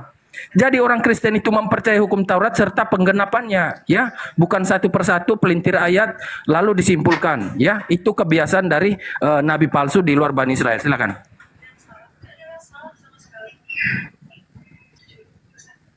Silakan Bang Suma. Oke, baik. Nah, ini yang mohon izin ya. Saudara siapa tadi ini? Mincirdaskan. Sekali-kali Anda belajar, ya, sekali-kali belajar, jangan cuma telan dogma, doktrin, ya, jangan merepet. Kalau saya bahas kitabnya Yahudi, jangan, ya. Yesus datang untuk Bani Israel, mengajarkan tentang kurban. Matius 8 nomor 4. Muridnya diajarkan apa? Kurban hewan. Dalilnya di mana? Matius 8 nomor 4. Pergilah, perlihatkan dari dirimu kepada imam, persembahkanlah persembahan yang diperintahkan oleh Nabi Musa alaihissalam. Jadi tidak pernah Yesus mengajarkan mempersembahkan manusia. Bahkan dalam Matius 19, Guru, perbuatan apa yang bisa aku lakukan supaya aku bisa masuk ke dalam surga? Salah satunya kata Yesus adalah, jangan kau membunuh. Jadi nggak boleh bunuh Yesus itu, kata Yesus, syarat masuk surga jangan bunuh Yesus. Kalau Kristen yang muncul dari Roma ini, syarat masuk surga bunuh Yesus, berbeda. Nah, sekarang Anda lihat Imamat 18:21, jangan kau serahkan seorang dari anakmu untuk dipersembahkan kepada dewa Molok. Jangan. Itu kata Tuhan, jangan kau persembahkan manusia di atas tiang salib, nggak boleh, haram hukumnya. Karena Tuhan mengatakan dalam Imamat 20:3, aku sendiri akan menentang orang itu, ya, dan akan melenyapkan dia dari tengah-tengah bangsanya karena dia menyerahkan seorang anak manusia kepada dewa Molok. Jangan. Saudara-saudara kami Yahudi, Bani Israel dalam ini Bani Ishak, diajarkan sama seperti Al-Quran surah Al-Hajj ayat 34. Mereka diperintah, kami juga diperintah. Berbicaralah kepada orang Israel, katakan kepada mereka, apabila seorang di antara mereka hendak mempersembahkan persembahan kepada Elohim, Tuhan, harus mempersembahkan hewan ternak, sapi, domba, kambing, lembu.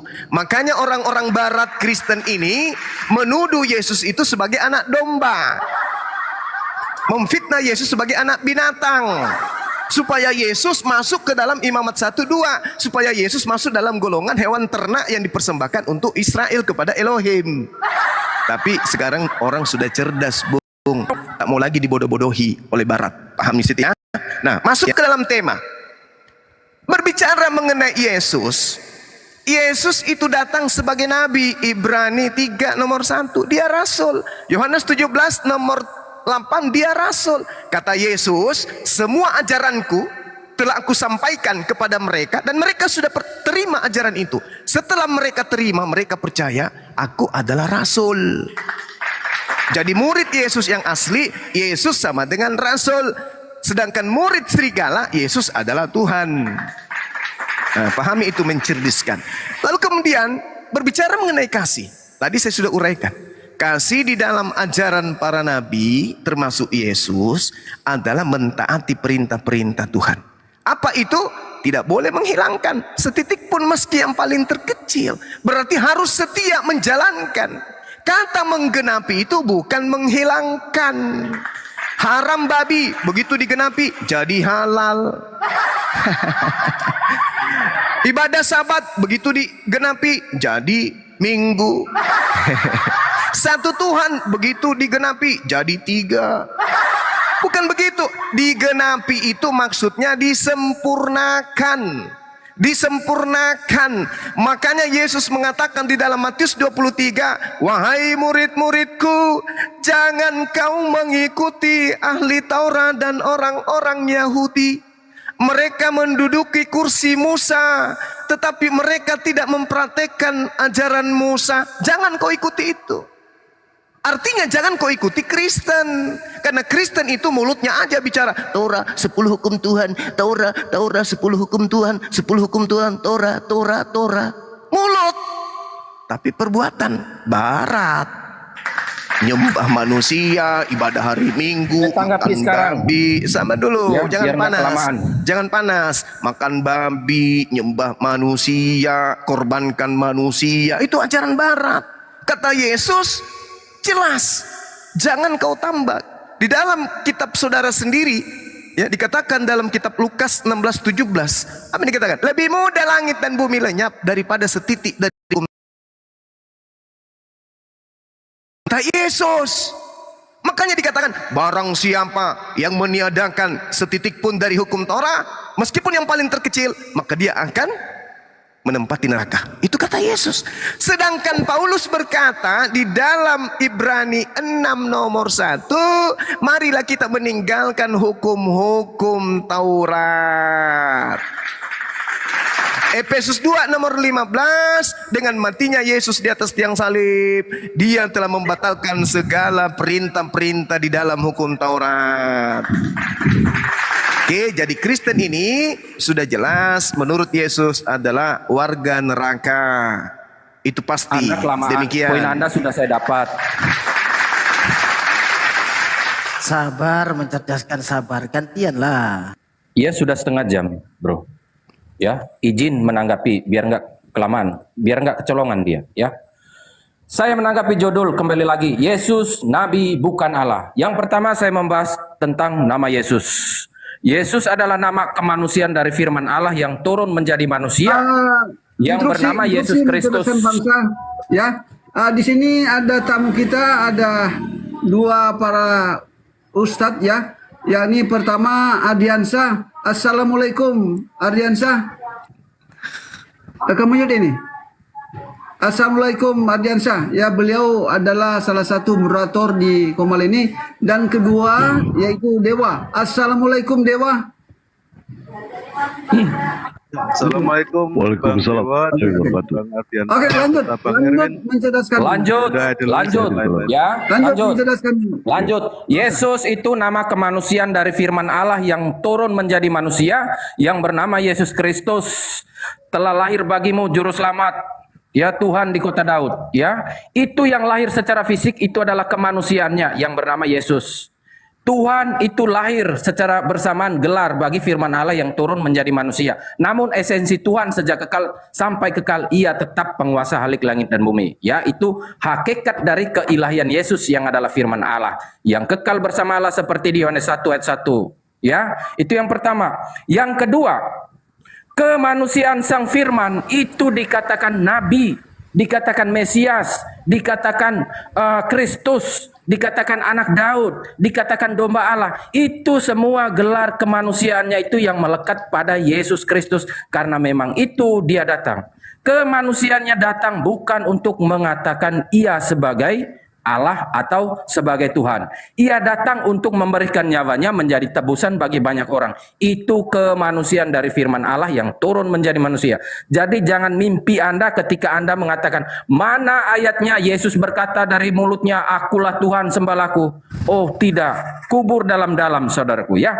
Karena ayat firman Tuhan yang lain mengatakan, ya, memberi informasi kepada kita bahwasannya hakikat keilahian Yesus itu adalah Tuhan, ya, seperti di 1 Korintus pasal 8 nomor 6.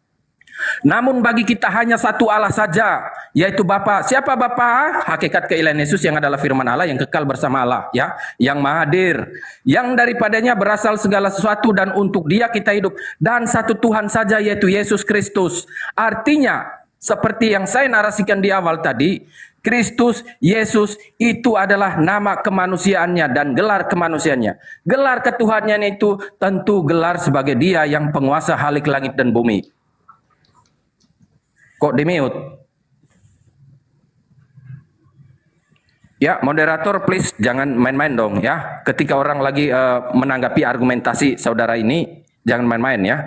Nah, ketika Anda mengatakan, sebentar sabar ya, ketika Anda mengatakan Yesus itu hanya utusan, ya, kemanusiaan Sang Firman itu datang memang untuk itu. Penyampai firman dari hakikat keilahiannya yang adalah firman Allah. Yohanes 1:14, firman itu telah turun menjadi manusia. Ya, hendaklah kita mendengar apa yang diucapkannya, ya, seperti para nabi, ya, tubuh badannya itu menyampaikan firman Tuhan. Yang dikatakan firman Tuhan bukan tubuh dan para nabi itu, ya, ataupun Yesus. Yang dikatakan firman Tuhan kalem, ya, apa yang dibalik pesan Tuhan itu yang menjadi cikal bakal adalah kehendak Tuhan, itu firman Tuhan. Berupa diaplikasikannya dengan kata-kata atau kehendak, ya, atau maksud karya, ya. Anda mengatakan Yesus itu utusan, ya, kemanusiaan itu memang diutus.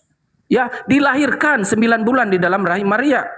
Firman Allah turun menjadi manusia. Ya, menjadi manusia, ya, bukan menjadi siapa, ya. Kemanusiaannya itu memang dikatakan Mesias, memang dikatakan utusan, memang dikatakan segala sesuatu firman-Mu yang telah Engkau berikan telah Kusampaikan kepada mereka. Ya, yang menerima itu kemanusiaannya. Karena yang menerima firman itu adalah kita yang bersifat fisik, maka ya, suara itu diciptakan oleh Allah agar suaranya itu bisa tersampaikan kepada manusia. Nah, ketika konteksnya Yesus itu bukan Tuhan. Nah, di situ kekeliruan Anda. Yang dipertuhankan pada Yesus itu tetap pada esensinya adalah Tuhan sebagai pencipta alam semesta, yaitu hakikat keilahian Yesus. Sebelum aku berkata kepadamu, sebelum Abraham jadi, aku telah ada. Artinya, hakikat keilahian Yesus yang adalah firman Allah itu, kenapa mulai dari Abraham? Karena Abraham adalah bapa kaum beriman. Tidak mungkin Yesus berkata belum gunung itu.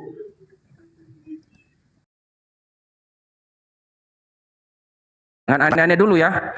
Sebelum gunung itu aku telah ada. Tidak mungkin. Dia mulai dari Abraham karena itu kehendaknya, ya. Abraham itu bapa kaum beriman. Nah, kenapa umat Kristen mengatakan Yesus itu Tuhan? Ketika kita menyebut nama Tuhan, itu harus dimeteraikan di dalam nama Yesus. Karena firman Allah, karena hakikat Sang Ilahi itu, pencipta alam semesta itu, memiliki aturan main tersendiri. Ketika kita menyebut nama Tuhan, harus dimeteraikan di dalam nama Yesus. Seperti di Korintus pasal 8, nomor yang ke-6. Hanya satu Tuhan saja, yaitu Yesus Kristus. Ya, hanya satu Allah saja, yaitu Bapa. Allah dan Tuhan ini bagaimana korelasinya? Ya, ada pihak Islam yang bertanya, siapa yang lebih berkuasa, Allah dan Tuhan? Allah itu, ya, merujuk kepada sesembahan. Ya, kalau Ia tidak berfirman, maka Ia hanya huruf doang. Hanya sesembahan semu semata, ya. Ketika Ia turun, firman-Nya itu menyampaikan kepada para murid ataupun para rasul ataupun para nabi, maka ya, Bapa atau Allah tadi bahwasannya Dia betul-betul Allah penguasa halik langit dan bumi. Ketika firman-Nya aja, ya, firman-Nya aja yang didapat. Firman dari siapa? Tentu firman Allah. Ketika Allahnya saja tidak ada firman-Nya, firman-Nya itu yang membuat kita tahu bahwasannya kita mendapat informasi dari kehendak Dia, bahwasannya Dia yang menciptakan alam semesta ini.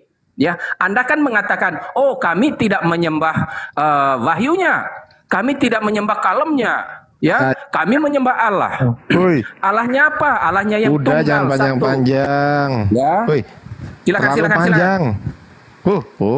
Assalamualaikum Gurunda. Waalaikumsalam warahmatullahi wabarakatuh. Lanjut Gurunda. Iya, jadi teman-teman, kata Yesus begini, waspadalah kepada nabi-nabi palsu yang datang kepadamu yang nyamar seperti domba padahal mereka ini adalah serigala buas. Dari buahnya kalian akan mengenal mereka. Ini nasihat Yesus kepada Bani Israel muridnya, bukan Kristen. Jadi Yesus bicara dengan muridnya Bani Israel, penganut ajaran Taurat, bukan penganut ajaran surah-surah Paulus. Ya. Yesus berkata gini, waspadalah terhadap nabi palsu yang datang kepadamu nyamar seperti domba. Muridnya bertanya, ciri-cirinya gimana guru? Ciri-cirinya satu, memanggil aku Tuhan, mengatakan aku Tuhan, bermukjizat pakai namaku, bernubuat pakai namaku, mengusir setan pakai namaku. Nah inilah dia wakilnya, saudara Mincirdiskin. Saudara Mincirdiskin ini buah-buah dari pengajar nabi palsu. Dialah nanti akan diusir oleh Yesus. Mari kita lihat, karena dia lari kemana-mana. Yesus sendiri mengatakan kepada muridnya, di dalam pengakuan Yesus Yohanes 17 nomor 8, segala firman, semua firman. Jadi Yesus tidak mencomot ayat-ayat, tidak. Tapi semua sabdaku, semua firmanku telah kusampaikan kepada Bani Israel. Dan mereka semua sudah menerima. Dan mereka benar-benar percaya bahwa aku adalah Rasul. Semua ajaran Yesus telah Yesus sampaikan kepada muridnya. Kata Yesus, begitu ajarannya sampai ke semua muridnya, muridnya percaya dia Rasul. Muncul pengajar nabi palsu. Oh tidak, tidak Yesus, kau itu Tuhan juga.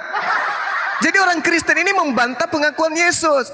Yesus bersaksi dalam Yohanes 5 nomor 36, ada kesaksianku yang lebih penting dari kesaksian Mincirdiskin, bahwa semua mukjizat yang aku lakukan, membangkitkan orang mati, membuat orang lumpuh berjalan, orang buta kemudian melihat, atau apapun itu, kesaksianku itu, ya, justru bersaksi, pekerjaan itu justru bersaksi, mukjizat itu justru bersaksi bahwa aku adalah Rasulullah. Yesus mempersaksikan dirinya sebagai Rasul. Yesus mempersaksikan pengikutnya mengimani dirinya Rasul. Terakhir, Yesus mewaspadai murid-muridnya agar jangan terperdaya dengan ajaran nabi palsu yang muncul kemudian, yaitu tanda-tandanya memanggil dirinya Tuhan. Jadi si Mincirdiskin ini adalah antikristus yang akut. Mari kita lihat, siapakah pendusta itu? 1 Yohanes 2 nomor 22. Siapakah pendusta itu? Pendusta dalam bahasa Yunani ini potestes, artinya penipu, pembohong atau dajjal atau tukang sulap yang suka membawa kebohongan, nipu orang. Itu kata Yesus yang dituliskan kemudian oleh Yohanes. Siapakah pendusta itu? Bukankah dia yang menyangkal bahwa Yesus itu adalah manusia? Jadi saudara Mincirdiskin ini pendusta. Dia adalah antikristus. Bukankah dia yang menyangkal bahwa Yesus itu adalah Kristus? Siapapun yang mengatakan Yesus itu Tuhan, itu dia menyangkal Yesus itu Kristus. Kristus ini manusia. Barang siapa yang menyangkal Yesus manusia, dia bukan manusia, tapi dia adalah Tuhan, maka dia adalah dajjal, penipu, laknatullah alaih. Dialah antikristus itu, yaitu yang menyangkal bapak maupun anak. Apa pembuktiannya Mincirdiskin menyangkal bapak? Mengasihi itu adalah melakukan dengan setia segala perintah, ketetapan, ketentuan yang datang kepada Nabi Musa. Itu artinya tidak menyangkal. Tapi kalau menghilangkan, menuju kepada perintah Paulus, itu sama halnya menyangkal bapak. Makanya mereka menjadi Kristen. Kenapa? Karena menyangkal bapak. Harusnya yang dilakukan itu adalah hukum-hukum Taurat dan menyangkal anak. Apa buktinya menyangkal anak? Yesus datang mengajarkan dirinya Rasul. Yesus datang mengajarkan muridnya percaya dirinya Rasul. Yesus datang mengajarkan akan muncul penyesat yang mengajarkan dirinya Tuhan. Inilah si Mincirdiskin ini. Jadi ketika dikatakan dalam Ibrani 13 nomor 8, Yesus Kristus sama saja, baik kemarin maupun hari ini dan sampai selama-lamanya, tidak pernah berubah. Berarti Yesus itu hanya manusia. 2 Yohanes 1 nomor 7, sebab banyak penyesat, banyak penipu, banyak pembohong yang telah muncul dan pergi ke seluruh dunia, yang tidak mengakui bahwa Yesus Kristus datang sebagai manusia. Itulah antikristus itu. Nah, orang Kristen mengakui dengan mulutnya Yesus itu adalah manusia, datang sebagai manusia. Tapi hati-hati kalimat terakhirnya, tetapi dia juga adalah Tuhan itu sendiri. Kelihatan si pembohong. Mulut tidak selaras dengan hati, mulut tidak selaras dengan isi kepala. Itu namanya pendusta, pembohong, penyesat, antikristus. Mulutnya mengatakan Yesus manusia, memang dia memang manusia. Oh ya, iya, dia disunah hari ke-8 Bang Suma. Terus netek ke ibunya makan, diajari berjalan. Oh gitu ya, iya. Tapi tunggu beberapa detik. Tek, tek, tek, tek. Tapi dia juga adalah Tuhan itu sendiri Bang Suma. Inilah pendusta, penipu. Setan itu gitu cara kerjanya. Manis di depan tapi menghancurkan di belakang. Padahal dalam kitabnya sendiri dikatakan begini, 1 Yohanes 3 nomor 2. Dengarkan baik-baik si mincir diskin. Saudara-saudaraku yang kekasih, sekarang kita adalah anak-anak dewa, tetapi belum nyata apa keadaan kita kelak. Belum tahu nasib kita seperti apa nanti. Akan tetapi kita tahu bahwa apabila Yesus menyatakan dirinya, kita akan menjadi sama seperti Yesus. Apabila Yesus menyatakan dirinya, kita akan sama seperti Yesus. Apabila Yesus menyatakan dirinya, maka kita akan sama seperti Yesus. Kok bisa sama? Ya, kenapa? Sebab kita akan melihat Yesus dalam keadaannya yang sebenarnya. Dalam keadaan Yesus yang sebenarnya, dia manusia atau dia Tuhan? Karena kita akan sama seperti Yesus. Kita akan melihat Yesus dalam keadaan yang sesungguh-sungguhnya. Sebab kita akan melihat dia dalam keadaan yang sebenar-benarnya. Kita akan sama seperti dia. Keadaan Yesus yang sebenar-benarnya itu apa sih? Tuhan. Berarti kita juga Tuhan. Atau jangan-jangan dia hanya manusia. Kalau dia hanya manusia, berarti betul kita akan sama seperti dia. Memang dia manusia. Kenapa Kristen disebut antikristus? Kenapa Kristen disebut serigala? Kenapa Kristen disebut sebagai ahli neraka? Karena mulutnya dengan hatinya berbeda. Yesus adalah manusia. Kata Yesus, kata ibunya, kata sepupunya, kata ponaannya, kata tantenya. Tapi menurut orang barat, Kristen, Yesus Tuhan. Jadi beda. Ya. Penegasan 30 detik. Dengarkan baik-baik saya saudara mincir diskin. Saudara-saudaraku yang kekasih, sekarang kita ini adalah anak-anak dewa. Tetapi belum pasti nasib kita kelak, masih abu-abu. Akan tetapi kita tahu bahwa apabila Yesus menyatakan dirinya, kita akan menjadi dalam bahasa Yunani eimi, sama seperti Yesus, persis sama seperti Yesus. Sebab kita akan melihat Yesus dalam keadaannya yang sebenarnya.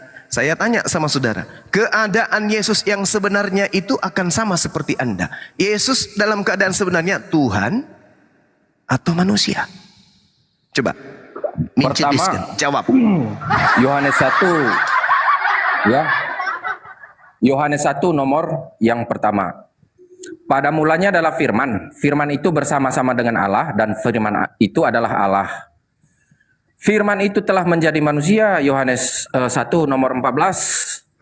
Ya, ketika firman itu telah menjadi manusia, ya, hakikat atau keberadaan yang sesungguhnya dari firman Allah itu yang turun menjadi manusia, kemanusiaannya hakikatnya sebagai manusia karena firman Allah turun menjadi manusia. Firman Allah, hakikat yang sesungguhnya itu adalah firman Allah yang maha hadir. Itu hakikat keilahian Yesus, ya. Kemanusiaannya yang bernama Yesus, ya. Yesus dui natur hakikatnya sebagai ilahi yang firman Allah yang turun menjadi manusia. Yang kedua, Yesus hakikatnya sebagai manusia. Kemanusiaannya diciptakan terbatas, dijadikan pekerjaan Roh Kudus di dalam rahim Maria, ya. Itu dibuat terbatas untuk bisa dipaku oleh tentara Romawi, ya. Selebihnya, ya, ketika ia datang dalam bentuk roh, yaitu Roh Kudus yang menjadikan, yang memproses di dalam rahim Maria. Begitu juga ketika ia bangkit dengan tubuh kemuliaannya. Akan tetapi selama 33 tahun ia menginjak bumi, ya, itu untuk disalibkan. Maka firman Tuhan mengatakan, ya, ia anak manusia datang bukan untuk dilayani, melainkan untuk melayani, ya, dan untuk memberikan nyawanya menjadi tebusan bagi banyak orang. Tentu dia diurapi, makanya dia Kristus, Mesias, Guru, Tuhan di atas segala Tuhan, ya, itu gelar kemanusiaannya, ya. Namun ketika Tuhan di atas segala Tuhan itu yang berkuasa halik langit dan bumi, maka dia digelar oleh Tuhan.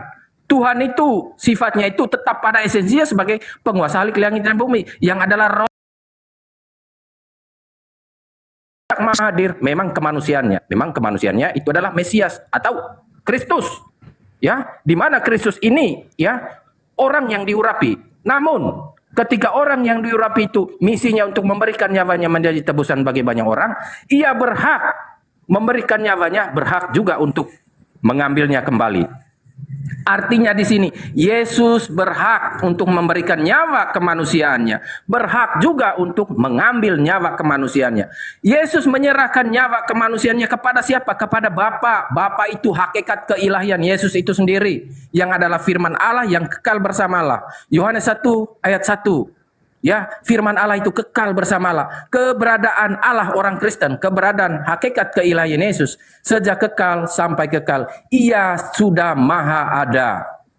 Beserta firman, kehendak dan roh, ya, bukan tunggal seperti benda, ya. Anda mengatakan, saya tidak menyembah kalamullah. Saya tidak menyembah rohullah, saya tidak menyembah kata-kata ulah, yang saya sembah itu Allah, Allah SWT. Artinya dia sejak kekal ketunggalannya itu tunggal seperti benda.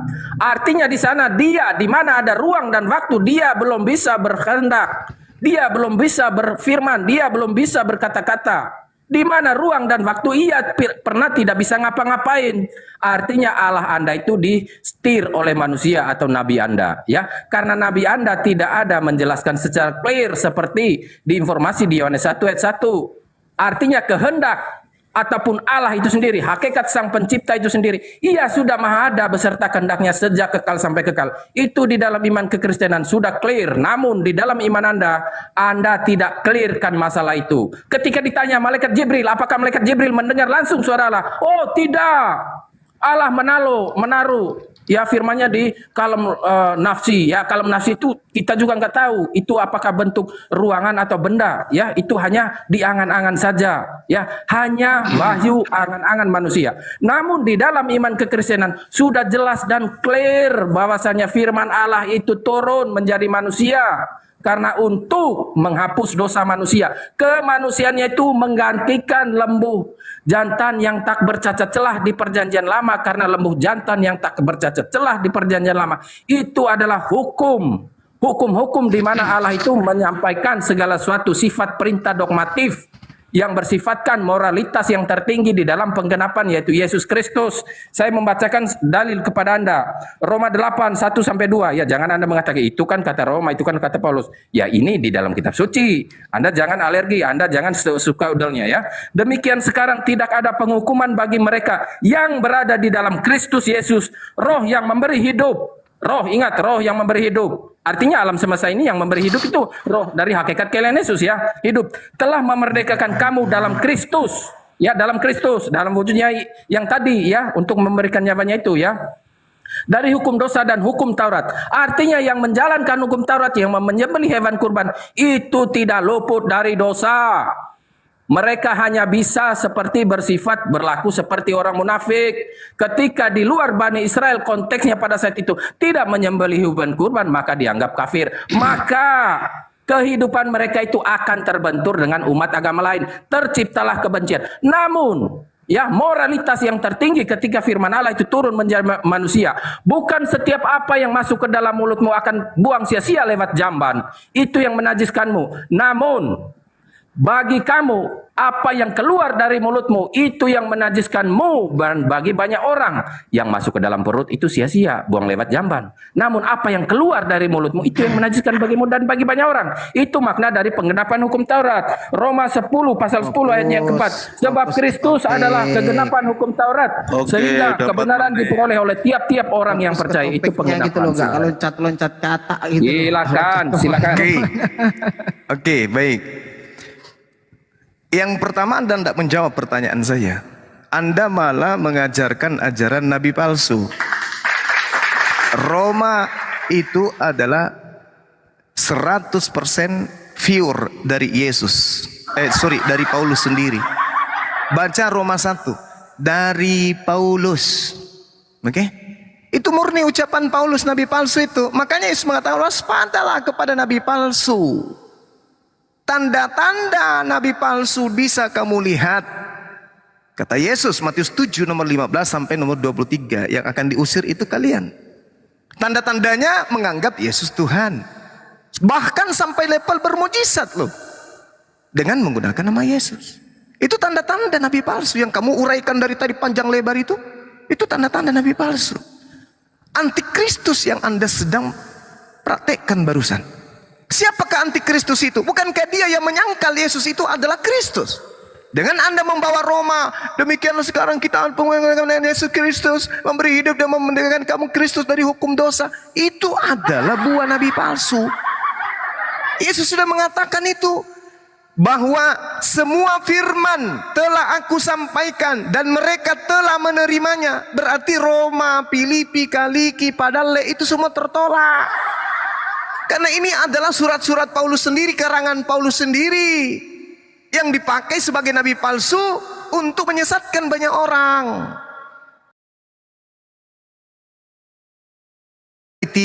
Semua firman telah aku sampaikan, menerimanya telah. Sedangkan Paulus nanti memulai kebohongannya setelah dia ngaku-ngaku bertemu Mesias di padang gurun. Kebohongan pendiri Kristen itu nanti setelah dia jalan ke Damsyik, melihat cahaya. Siapakah engkau Tuhan? Akulah Yesus, manusia Yesus yang kau aniaya. Kebangetan kali. Yesus mengatakan dalam Yohanes 17 nomor 8, segala firman. Jadi tak ada lagi firman ke Roma, tak ada lagi firman ke Filipi, tak ada lagi firman ke Timotius, tak ada, bullshit itu semua. Jangan kau bodohi dirimu.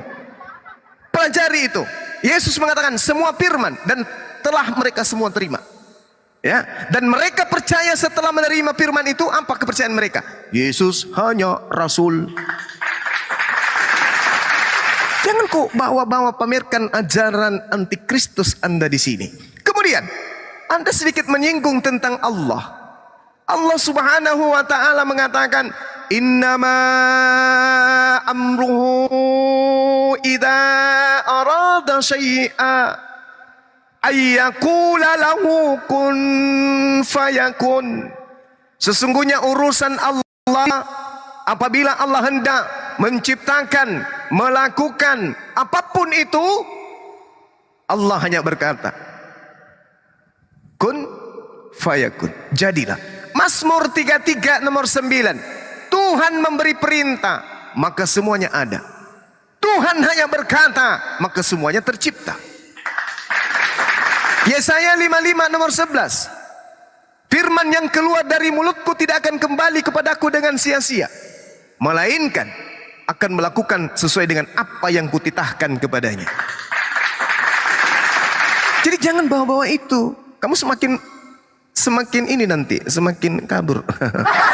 Jadi ketika saudara membawa kabur, ya, biar didengar yang dibawa. Ketika saudara tadi mincir miskin, membawa Yohanes 1 nomor 1, hal yang perlu dipahami, saudara-saudara, baik Kristen maupun Islam, pendeta, pastor atau jemaat biasa, dengarkan.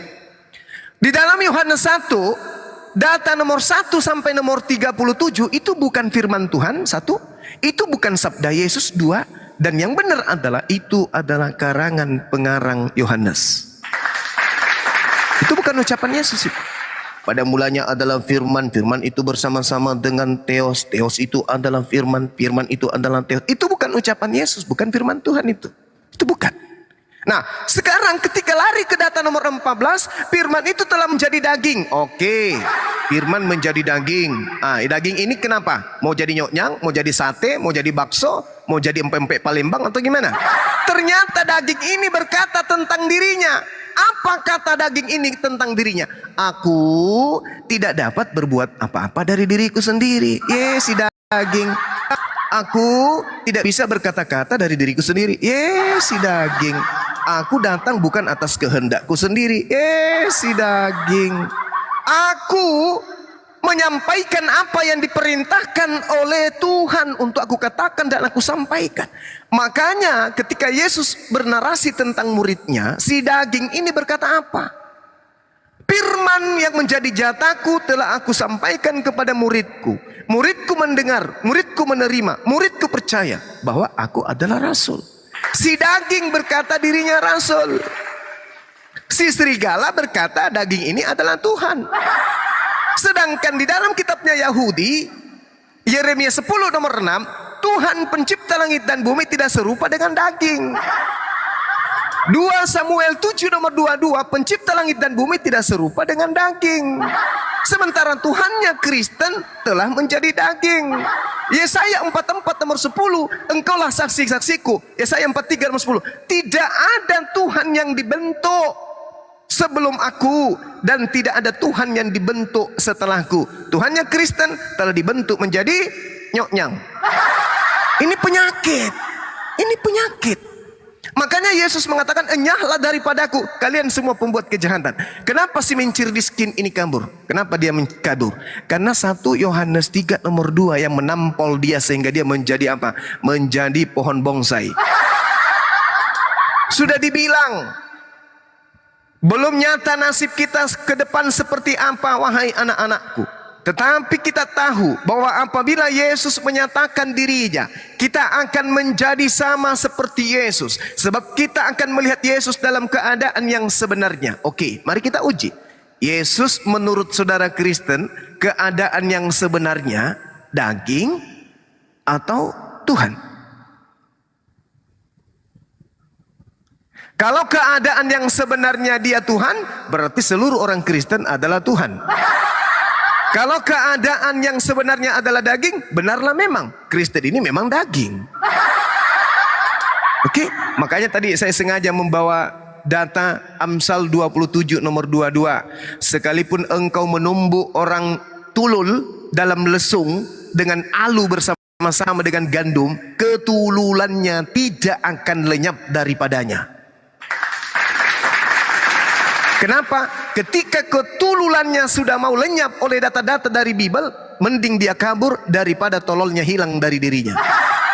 Orang tulul, daripada tololnya kita hilangkan, mending dia kabur.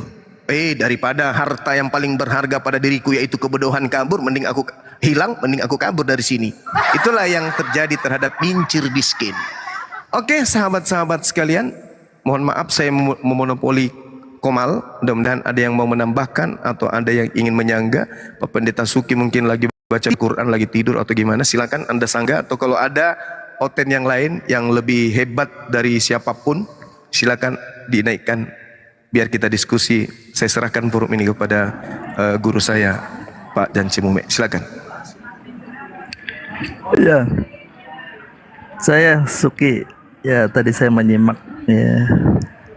Karena teman sudah turun, jadi saya yang naik deh, saya yang lanjutkan.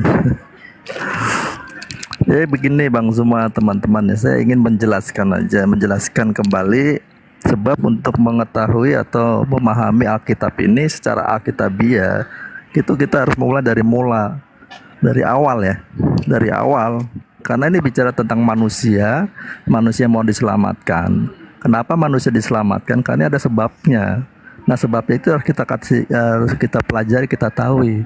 Kalau kita tidak mengetahui sebabnya, maka kita tidak akan mengerti perjalanan keselamatan itu apa, bagaimana dan seperti apa tujuannya nanti. Nah saya akan menjelaskan begini Bang Zuma. Dimulai dari penciptaan manusia. Kenapa saya harus mulai dari penciptaan manusia? Cikal bakal manusia diciptakan. Jadi Alkitab ini atau wahyu Tuhan ini, firman Tuhan ini tidak serta-merta dia datang ke dalam dunia ini kalau tidak ada sebabnya. Ternyata ada sebabnya. Nah sebabnya itu setelah kita pelajari Alkitab, Torah yang ditulis Musa, kita mengetahui. Nah pada mulanya Allah tuh berencana ingin memiliki manusia itu menurut gambar dan rupanya. Kalau saya baca di Kejadian 1 ayat 26 dan 27 harus dipahami dengan benar sekali menurut saya begini. Ayat 26, berfirmanlah Allah, baiklah kita menjadikan manusia menurut gambar dan rupa kita supaya mereka berkuasa. Di sini ada kata gambar dan kata rupa. Ya, lalu di ayat 27-nya, maka Allah menciptakan manusia itu menurut gambarnya. Menurut gambar Allah diciptakannya dia, laki-laki dan perempuan diciptakannya mereka. Di ayat 20 itu tidak ada gambar, hanya gambar aja, rupa tidak ada. Ternyata setelah dipahami, gambar itu adalah komponen atau unsur yang ada pada Tuhan, itu diberikan kepada manusia. Unsurnya adalah pikiran, perasaan, dan keinginan atau kehendak. Inilah yang mendrive, yang mengerjakan sesuatu dalam diri manusia untuk dia bergerak dan melakukan sesuatu. Rupa itu adalah kualitas dari pikiran perasaan itu. Jika pikiran perasaan itu berkualitas, maka dia akan menghasilkan, membuahkan keinginan atau kehendak Tuhan itu sendiri yang menciptakan. Inilah yang dimau dikehendaki oleh Sang Pencipta itu. Dan untuk memproses, mendewasakan supaya kualitas pikiran perasaan itu mencapai rupa, mencari kualitas yang dikehendaki Tuhan, manusia ini harus diperhadapkan, diuji. Karena pikiran perasaan ini yang menghasilkan kehendak ini adalah free will, kehendak bebas manusia itu. Apakah tetap mau memilih, mencintai, mengasihi Tuhan yang menciptakan itu atau tidak? Disitulah ada ujiannya. Diberikan 2 pohon pengetahuan, baik yang jahat dan pohon kehidupan. Sedangkan pohon-pohon yang lain adalah konsumsi untuk tubuhnya. Sedangkan 2 pohon ini konsumsi untuk jiwanya. Disinilah perjuangan si Adam menghadapi pergumulan hidupnya, di mana di sana ada iblis yang tipologi sebagai pohon pengetahuan baik dan jahat, dan pohon kehidupan di sana adalah kehendak Tuhan, perintah Tuhan. Nah, singkat cerita bahwa Adam dan Hawa ini melanggar, suruh jangan makan ide atau buah dari pengetahuan baik dan jahat, atau ide atau ajaran atau keinginan dari iblis, jangan diikuti, jangan dimakan, dia turuti, sehingga rusaklah gambar dirinya, sehingga Tuhan tuh tidak mendapatkan manusia di dalam diri Adam yang dia kehendaki. Artinya Adam ini tidak berjuang, tidak bertanggung jawab untuk mengasihi Tuhan sepenuhnya. Disitulah hukuman diberikan, dia harus mati, dan fakta memang dia mati. Nah, kita menjadi keturunannya. Untuk itulah dia berjanji melalui keturunan ini, Hawa, akan datang seorang yang akan mengalahkan dan meremukkan kepala si iblis. Dan Yesus ini yang dilahirkan oleh perawan Maria, dia itu setara dengan Adam mula-mula. Di dalam 1 Korintus 15 ayat 45, Yesus adalah Adam yang akhir. Dia setara, maksudnya keberadaan dia, mereka waktu ada di dunia, mereka suci, segambar serupa Allah. Tetapi Adam yang mulai ini telah merusak dirinya. Yesus dihadirkan. Yesus tetap mengosongkan dirinya, dia taat. Dia tidak mau menggunakan kesempatan untuk hidup suka-suka sendiri. Dia tetap tunduk dan taat. Di dalam kehidupannya, dari mulai dia anak-anak sampai dia mati di atas salib, dia tetap tunduk kepada Bapaknya. Karena ketundukannya inilah kuasa itu diberikan sehingga Yesus itu ada di atas iblis, di mana manusia Adam ini dan keturunannya ada di bawah kuasa setan. Jadi level Yesus ada di atas iblis. Karena dia ada di atas level iblis, maka dia bisa merebut, mengambil manusia yang ada di bawah kuasa si iblis. Untuk apa? Dihakimi. Sebab di sana banyak orang yang saleh, yang baik-baik, tetapi tidak sempurna. Nah, bagi orang yang hari ini yang mendengar Injil dan tahu siapa itu Yesus, dia adalah manusia sempurna. Dia dijadikan pokok, menjadikan juru selamat, teladan hidup. Nah, bagi siapa orang yang mengenakan hidupnya, dia akan menjadi serupa dengan dia. Seperti tadi Bang Zuma yang kutip 1 Yohanes 3 ayat 1 dan selanjutnya itu. Keadaan kelak manusia itu akan sama seperti dia kalau hidup seperti Yesus. Di mana hidup itu yang menggerakkan orang itu menjadi sempurna adalah kasih itu sendiri. Yesus menyatakan dirinya adalah bait Allah. Dia bilang dalam Yohanes 2 ayat 19, bongkar bait Allah ini. Bait Allah yang melambangkan yang dibangun di Yerusalem itu sebagai tempat Tuhan hadir di sana, dan orang-orang mau datang kepada Tuhan harus membawa korban di sana, melalui imam juga harus membawa korban. Itu dilambangkan sebagai tubuhnya. Bongkar bait Allah ini. 3 hari dia dibangkitkan. Itulah Allah hari dalam tubuhnya. Karena tubuh kita juga ternyata dikatakan sebagai bait Allah. Bukan lagi bait Allah dibuatan tangan manusia yang ada di Yerusalem. Di sana pun bait Allah sudah diruntuhkan, tidak ada lagi. Orang Yahudi tidak bisa lagi dia menggenapi Tauratnya. Karena Baitullahnya itu sudah tidak ada lagi, nggak bisa. Dia hanya meratap-meratap karena sudah terlambat. Yesus datang dalam nama Bapaknya dengan memberikan kasih, itu mereka tolak. Malah mereka mau membunuh. Harus mengerti kalau orang mengasihi itu berasal dari Bapa. Kalau orang membunuh, berbuat jahat itu berasal dari iblis. Hanya dua lokasinya itu. Sumbernya dua. Siapa yang berbuat kasih, berbuat baik berasal dari Allah. Tapi siapa yang berbuat jahat itu berasal dari iblis, sekalipun itu umat pilihan. Di dalam Hosea 4 ayat 6 juga mengatakan umatku binasa. Loh, kenapa umatku binasa? Walaupun apakah mereka tidak mengenal dia satu? Mengenal. Di dalam Yeremia 4 ayat 22 juga begitu. Sungguh bodohlah umatku itu. Mereka tidak mengenal aku. Loh, apakah mereka tidak mengenal bahwa dia satu? Tahu dia satu, Yahweh. Dia panggil Adonai. Mereka adalah anak-anak yang bodoh dan tidak mempunyai pengertian. Mereka pintar untuk berbuat jahat, tetapi untuk berbuat baik mereka tidak tahu. Nah, ini Cukup, masalah Bang baik dan Suki, jahat. atau Oh ya mau ya, diteruskan lagi? thank you. Atau masih perlu tambahan waktu lagi? Atau mau ditanggapi Bang Zuma? Iya. Masih saya atau gimana, teman-teman? Masih boleh saya tanggapi? Sebelumnya Dewa Bang potong, Zuma, Bang. lanjut. Baik. Sebelumnya Dewa potong sedikit, Bang ya. Iya. Suki ini tidak mengakui Yesus itu Tuhan, Bang. Iya, tapi Bahwa korban. Yesus itu punya Tuhan, yaitu Bapa. Dia punya Siap. denom sendiri. Ini orang Siap. punya denom sendiri jadinya. Jadi kita kalau untuk membahas soal Yesus itu adalah Tuhan, sudah clear kalau Suki tidak mengakui Yesus adalah Allah, Yesus adalah Iya. Tuhan. Tidak. Iya. Tidak Tadi mengaku. sudah Dia punya disampaikan denom juga sendiri. sama Begitu, Bang. Guru Jance. Oke, sip, makasih. Jadi gini, Saudara Suki mengatakan bahwa membunuh itu dari iblis. Saya setuju dengan Anda. Banget. Nah, sekarang apakah Kristen ini mau Yesus ini dibunuh? Yesus ini menurut Kristen, andai Kristen hidup bersama dengan Yesus, Kristen ini ada di barisan mana? Iblis atau orang benar? Dalam hal ini Elohim. Elohim mengatakan jangan kau bunuh Yesus. Keluaran 23 nomor 7. Amsal 6 nomor 16. Jangan kau bunuh Yesus. Itu firman Tuhan tuh, jelas tuh. Tapi iblis mau Yesus itu dibunuh. Sekarang kalau saudara mengatakan membunuh itu adalah iblis, maka dengan kata lain benarlah Al-Quran bahwa Kristen itu adalah penolong-penolong setan di dalam menyesatkan umat manusia. Kristen dengan mulutnya mengatakan, oh jangan kau bunuh Yesus. Lalu kalau Kristen mengatakan jangan kau bunuh Yesus, yang nebus dosa Kristen siapa?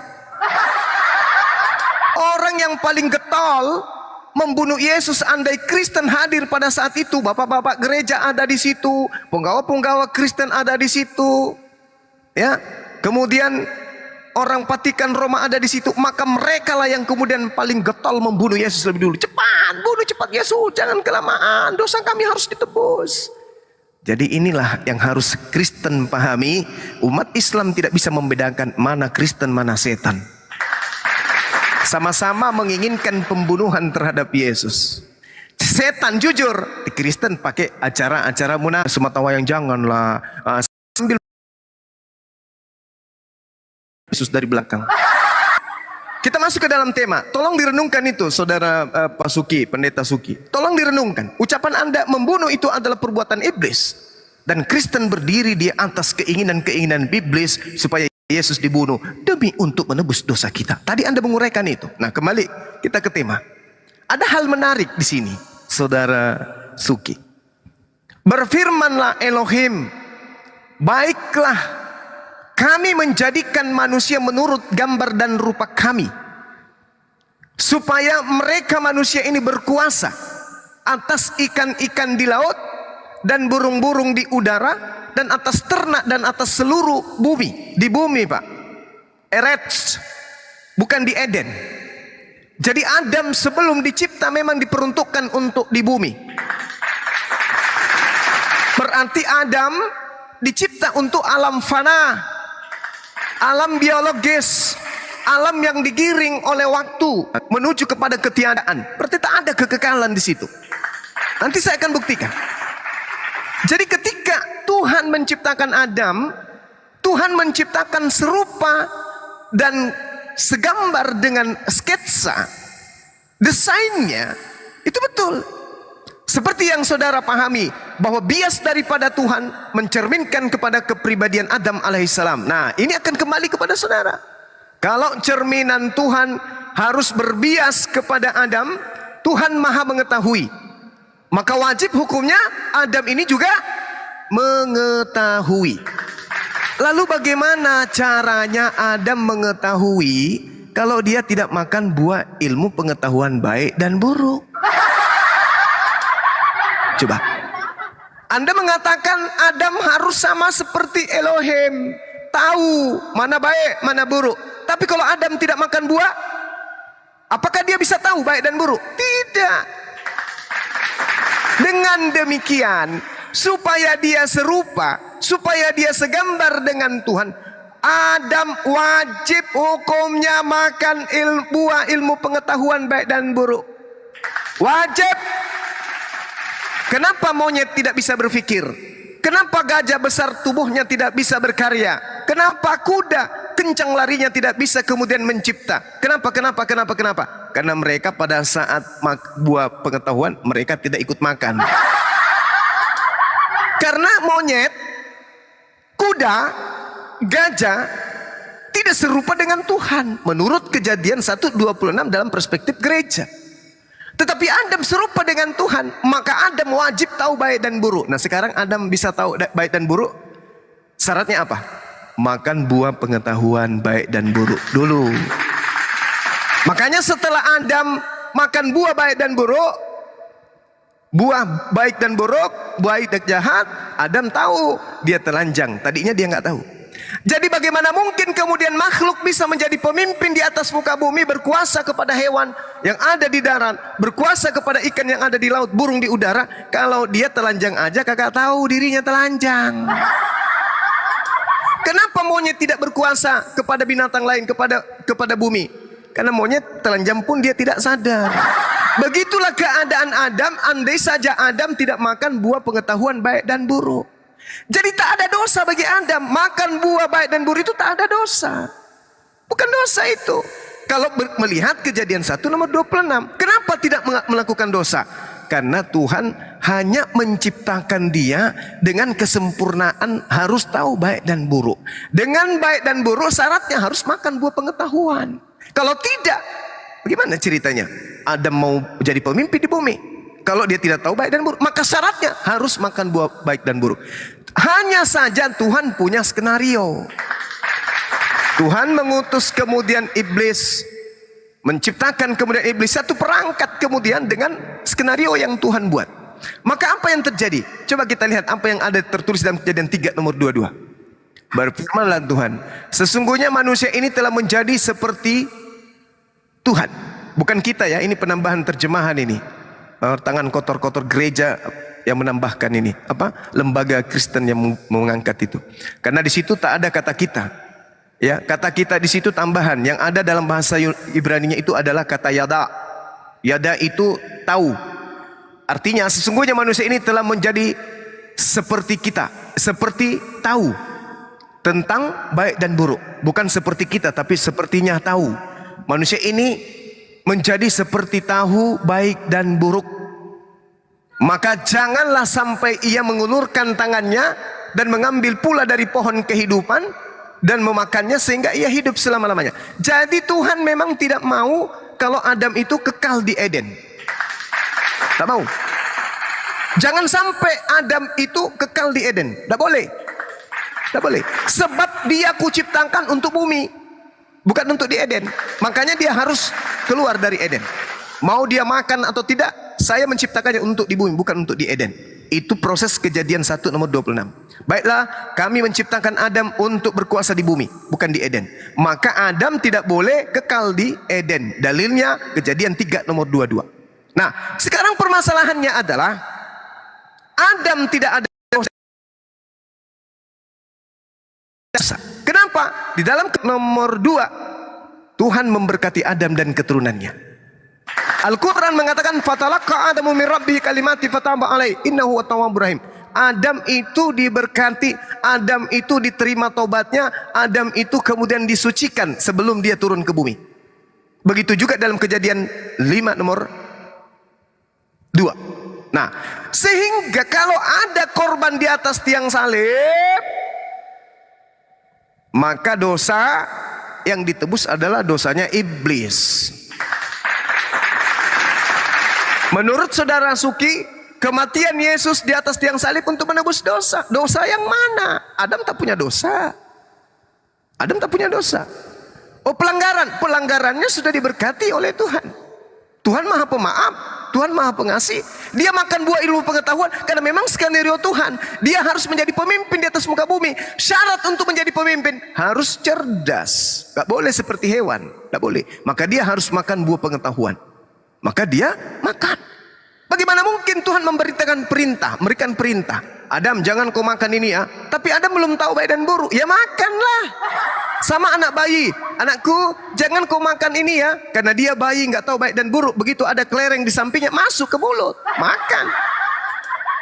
Anak bayi tak tahu baik buruk dikasih perintah jangan kau makan ini ya, loh dia belum tahu baik dan buruk. Begitu ada buah dibujuk lagi sama setan, makin dimakan. Jadi yang berdosa bukan Adam, yang berdosa adalah setan. Maka Yesus mati di atas tiang salib menebus dosa setan di atas salib. Itu yang betul. Makanya kalau saudara mengatakan membunuh itu dari iblis, betul lah. Iblis memang mau membunuh Yesus supaya dosa iblis di Eden itu ditebus oleh Yesus. Orang-orang yang beriman kepada penebusan, kepada penyaliban adalah orang-orang yang bersekongkol dengan iblis. Nah, sekarang pertanyaan supaya mengerucut kepada saudaraku Suki. Tolong tunjukkan di mana dalilnya pembolehan pembunuhan terhadap anak manusia untuk menebus dosa. Jangan bawa perjanjian baru miliknya pagan Romawi, jangan. Anda bawa kitabnya orang Yahudi meskipun sudah bentuk terjemahan-terjemahan yang mengalami evolusi.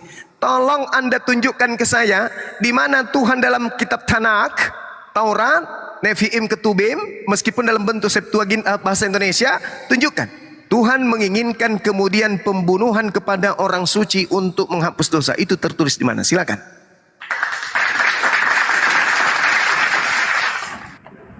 Iya, Bang Zuma, ya. Memang pernah saya menulis ya atau mengatakan ya, kalau kita membaca buku memang harus dimulai dari halaman pertama ya. Begitu juga kalau kita melihat peristiwa itu harus mendengar berita dari awal mulanya. Tanpa awal mula itu kita tidak mengerti. Kalau kita tahu hanya berita dari tengah-tengahnya, biasanya sudah bergeser itu informasi pengertiannya. Jadi untuk melihat kerangka besar awal mula, seperti yang tadi saya jelaskan, mulai penciptaan, lalu kan ada perintah, jangan kau makan buah pengetahuan baik dan jahat.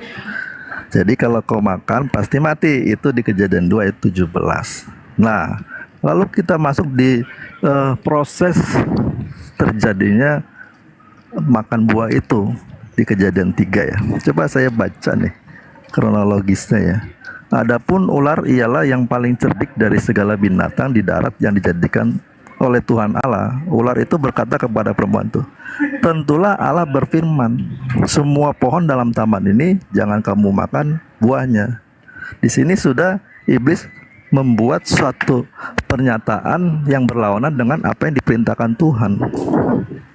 Dia mengatakan semua pohon dalam taman ini jangan kamu makan.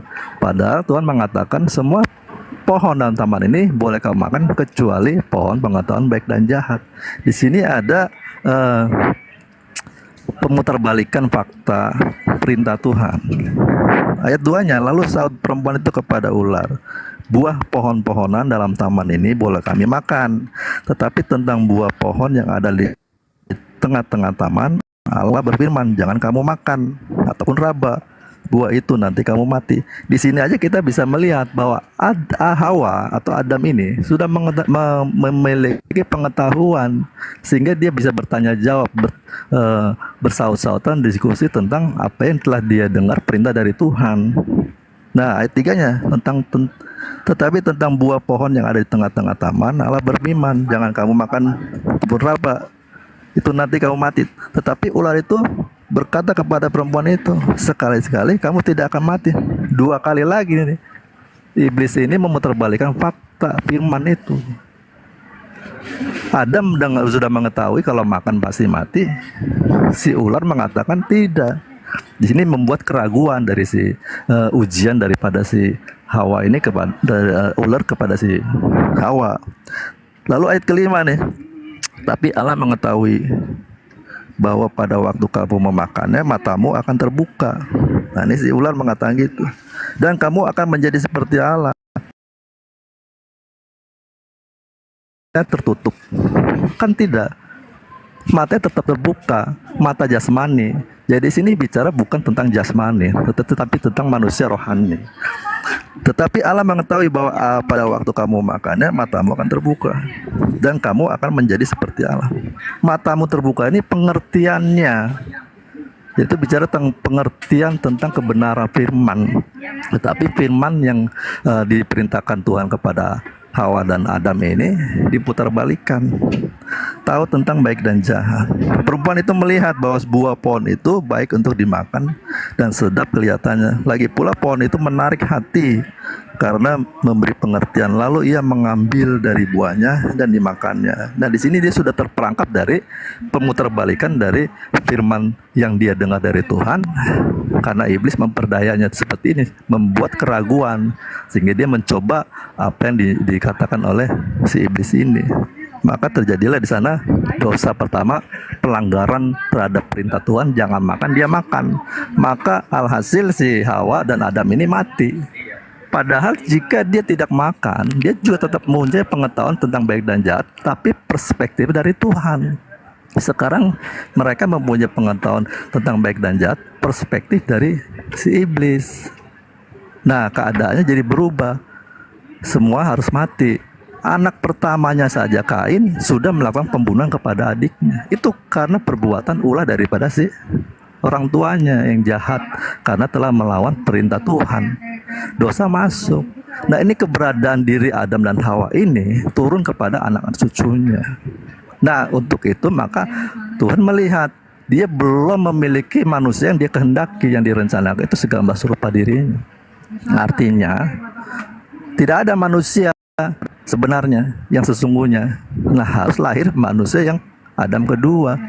Di sana juga diuji, juga dicoba. Yesus ini menjadi manusia yang sempurna. Itu yang dikehendaki Tuhan.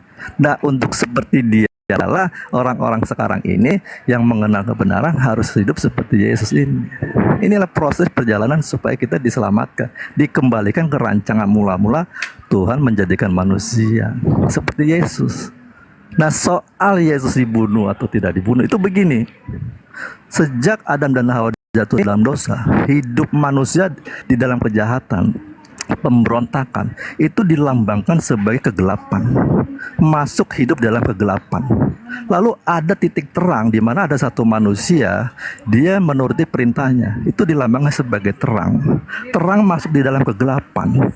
Lalu menampakkan perbuatan-perbuatan yang jahat itu, yang melawan. Tentu tidak suka. Mereka berusaha untuk membunuh, itu pasti terjadi. Dan itu sudah dinubuatkan akan terjadi oleh Tuhan. Makanya ada pembunuhan, penyalipan itu. Itulah cikal bakalnya, sehingga dia harus mati. Karena memang pasti mati. Dikeroyok rame-rame dengan berita yang salah. Nah, alhasil untungnya saja sampai Yesus mati di atas kayu salib, sudah ada beberapa muridnya dan beberapa orang menerima terang itu. Dan terang itu menjalar ke seluruh manusia sekarang. Itulah proses keselamatan tentang yang baik dari pada yang jahat. Jangan turuti seperti orang-orang bangsa Israel yang menolak firman, lalu dia berusaha untuk menganiaya, membunuh. Sama seperti Paulus, salah satunya itu. Awalnya dia juga menyetujui pembunuhan. Bahkan setelah Yesus bangkit pun dia mengejar-ngejar pengikutnya. Untuk dibinasakan, dianiaya, bahkan harus dibunuh mati. Tetapi syukur dia bertobat karena berjumpa sang terang itu, menerima terang. Bukan lagi dia menganiaya, sekarang siap dianiaya. Bukan lagi membunuh, makan dia dibunuh. Itulah keselamatan. Sampai titik di mana Paulus mengatakan, hidupku bukan aku lagi Kristus yang ada dalam aku, Kristus yang diurapi. Maksudnya inilah anak yang berkenan, mendapat stempel dari Bapa di surga. Inilah anak yang kukasih, kepadanya aku berkenan. Tetapi kepada Yesus, dengarkanlah dia. Paulus mendengarkan dan murid-muridnya mendengarkan. Jadi bicara tentang salib itu bukan orang Kristen yang menyalibkan dia, tapi itu konsekuensi. Terang itu masuk ke dalam kegelapan. Sama seperti dalam pemerintahan yang korupsi. Coba aja kirim seorang pejabat yang jujur sana. Pasti mereka berkomplotan, berusaha untuk coba mencari salahnya, bahkan untuk membuat kesalahan yang dibuat-buat supaya disingkirkan. Itulah sifat manusia yang telah jatuh dalam dosa.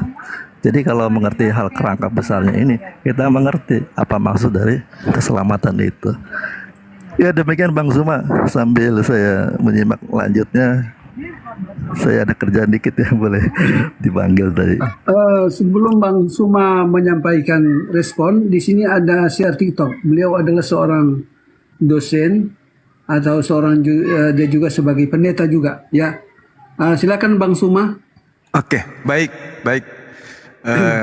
Saudaraku. Jadi gini, Pak.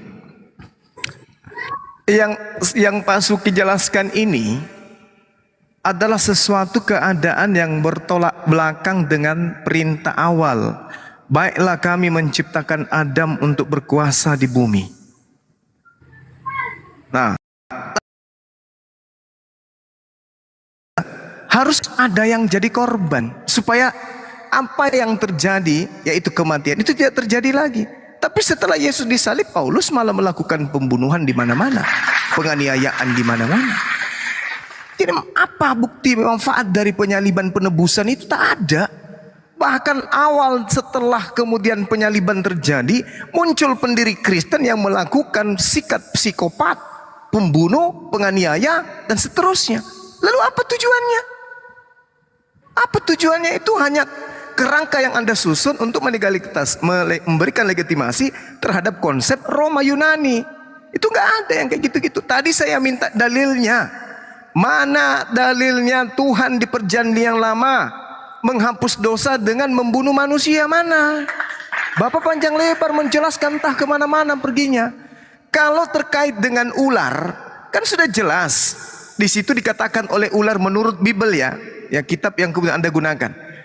Allah mengetahui bahwa pada waktu kamu memakannya matamu akan terbuka dan kamu akan menjadi seperti Allah. Loh, bukannya tadi Tuhan menciptakan Adam serupa dengan gambar Allah, berarti dia sudah melihat. Ya kan gitu. Dia sudah kemudian punya mata. Tapi faktanya ketika mereka kemudian makan buah itu, mereka sadar, mereka menemukan diri mereka itu telanjang. Kalau menemukan dirinya telanjang setelah makan buah ilmu pengetahuan, berarti sebelum makan buah ilmu pengetahuan, mereka berdua belum tahu apa-apa. Sementara dia dicipta serupa segambar dengan yang menciptakan. Berarti dari semula harusnya dia tahu baik dan buruk. Kalau tidak, maka harus ada penyebab yang menyebabkan dia serupa dengan Tuhan, yaitu tahu baik dan buruk. Ternyata dengan makan buah ilmu pengetahuan lah baru dia serupa dengan Tuhan. Adam kalau tidak makan buah, dia tidak tahu baik dan buruk. Apakah dia serupa dengan Tuhan kalau dia tidak tahu baik dan buruk? Tidak. Maka untuk serupa dengan Tuhan, Adam harus makan buah dari pohon pengetahuan baik dan buruk ini.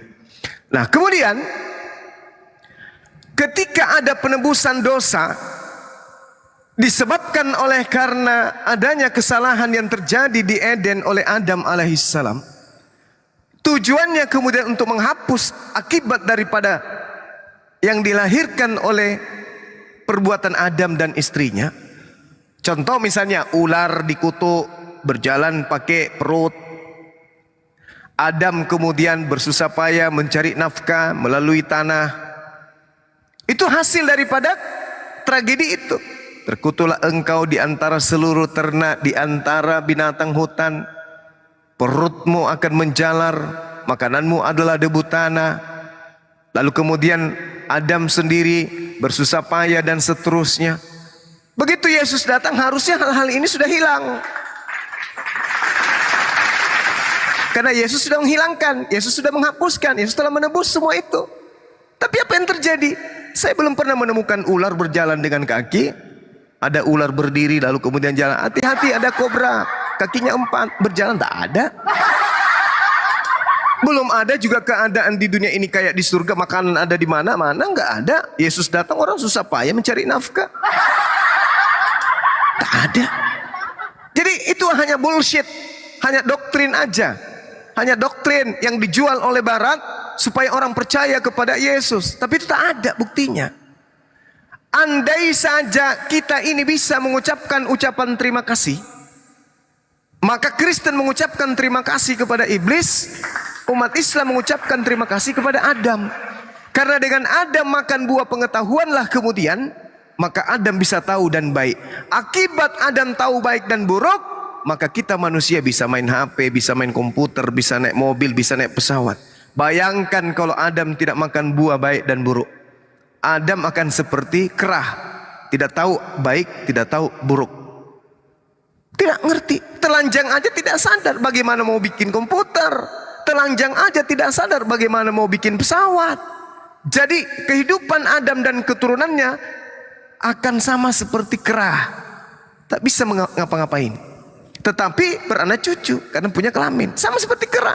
Tapi antara baik dan buruk manusia tidak akan tahu. Nah, inilah yang menjadi kenapa umat Islam harus bersyukur dengan adanya Adam alaihissalam makan buah baik dan buruk berdasarkan Bible. Maka umat Islam berterima kasih kepada Nabi Adam alaihissalam. Makanya kami selalu mengucapkan nama beliau dengan pujian kepada beliau alaihissalam, atasnya keselamatan.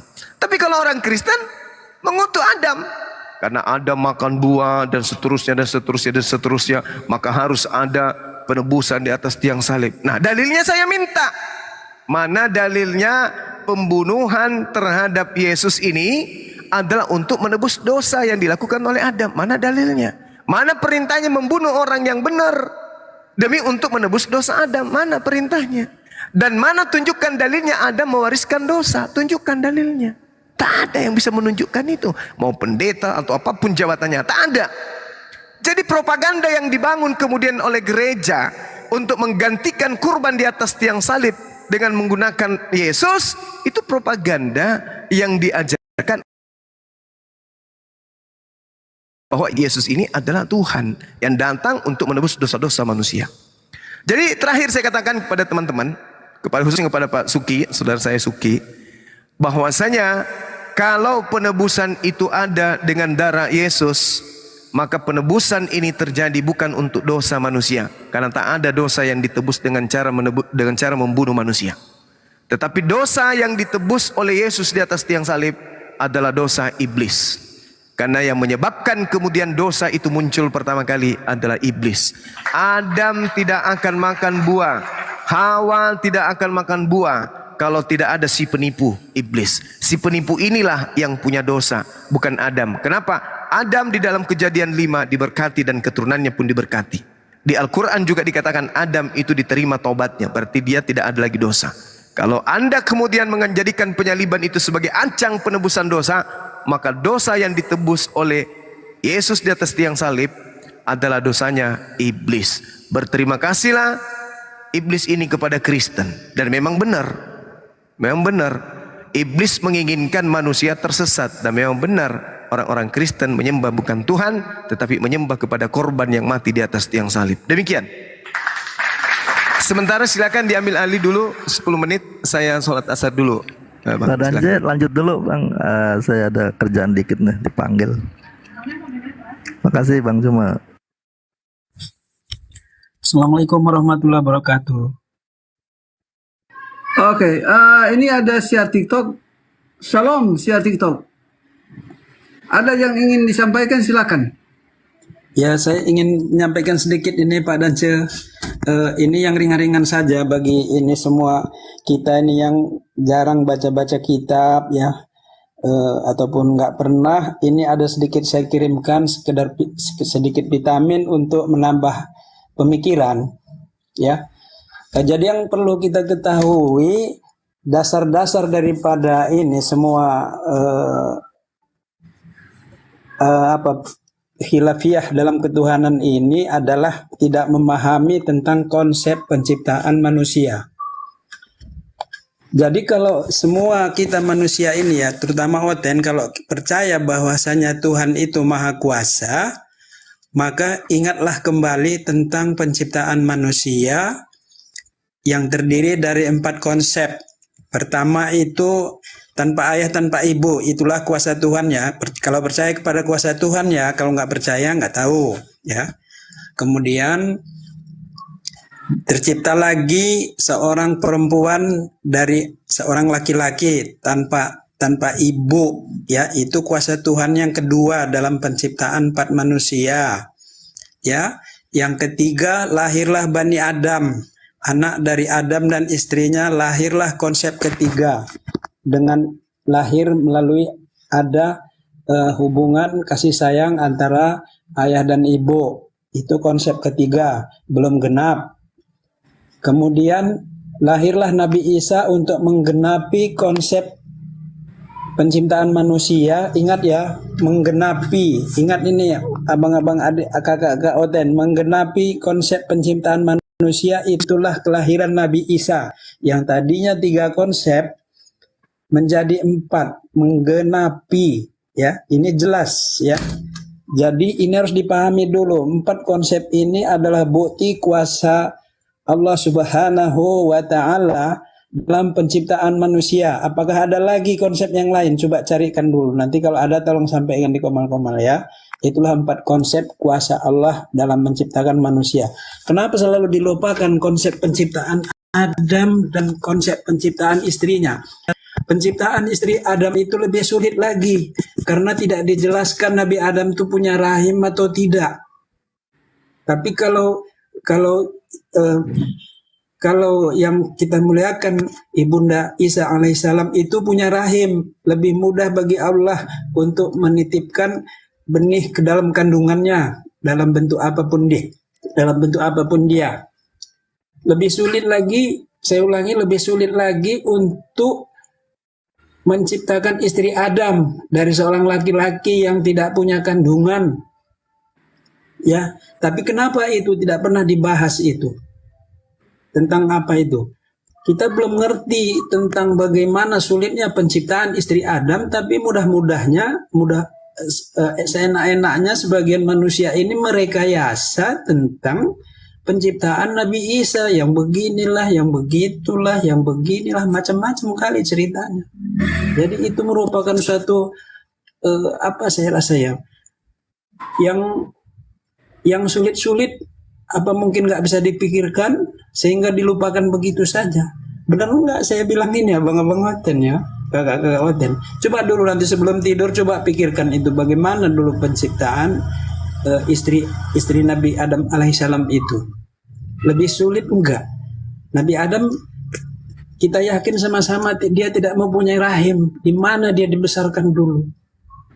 Ya. Sadar enggak kita bahwasanya Allah tuh Maha Kuasa. Jadi kenapa selalu kita katakan Nabi Isa itu tidak punya seorang ayah, maka Allah. Jadi istri Nabi Adam itu tidak punya ruh. Nah, perlu juga saya ingatkan di sini ya. Itu di dalam Al-Qur'an itu ada beberapa kali itu diulangi ruhku dalam Al-Qur'an itu. Ruhku itu analoginya bukuku. Buku itu bukan aku ya. Kalau saya bilang ku berikan sebagian bukuku kepada dia, buku itu bukan aku. Jadi jangan nanti kita mengatakan ruhku itu adalah ruh Allah itu sendiri. Ruh itu makhluk Allah. Jangan kita pandai-pandai bernarasi bahwasanya ruh itu Allah juga. Perlu itu dicamkan. Sebelum tidur nanti coba dulu renungkanlah. Perlu kita berpikir dalam hidup ini. Afala ta'qilun, apa kamu tuh nggak punya otak, kata Allah. Apa kamu nggak bisa berlogika? Saraf logikamu tuh apa sudah hilang? Apa sudah gimana? Tercemar atau bagaimana begitu? Tolong dipikirkan dulu ini. Nggak perlu kita banyak-banyak menghafal ayat ini, Bible ini, itu semua begini-begini, nggak usah lah ya. Itu saja dulu, pikirkan dulu itu. Konsep penciptaan istri Adam itu mana lebih sulit daripada penciptaan Nabi Isa alaihissalam. Itu dari saya ya. Demikian dulu sedikit vitamin untuk menambah pemikiran kita sebelum tidur ya. Terima kasih Pak Pak Dance, seorang mantan pendeta yang cerdas. Oke. Assalamualaikum warahmatullahi wabarakatuh. Waalaikumsalam. Nah, silakan share TikTok kalau ada sesuatu yang ingin disampaikan. Ya. Tadi Pak Siar TikTok tadi yang menyampaikannya. Sekarang siapa ini? Mungkin Kan tadi Pak Bang Meliala Muslim tadi, Pak Meliala tadi itu. Meliala tadi, ya oke. Meliala. Mungkin ada yang mau ditanggapi kan? Ya, silakan tanggapi.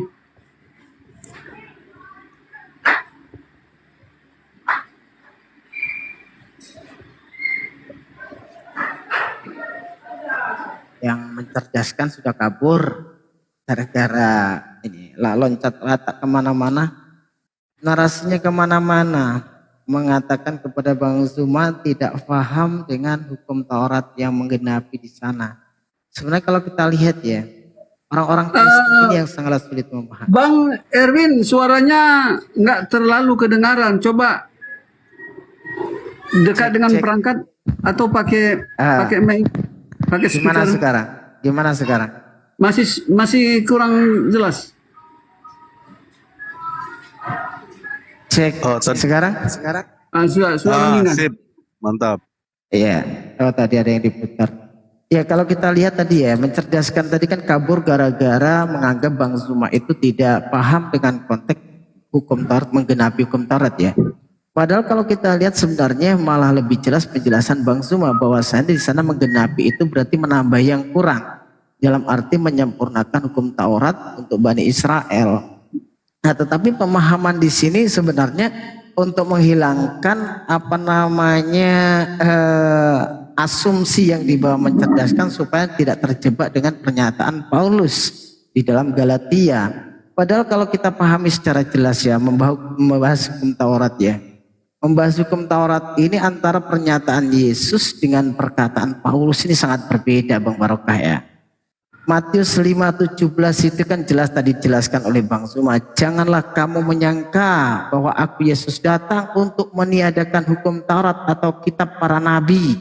Aku datang bukan untuk meniadakannya, melainkan untuk menggenapinya.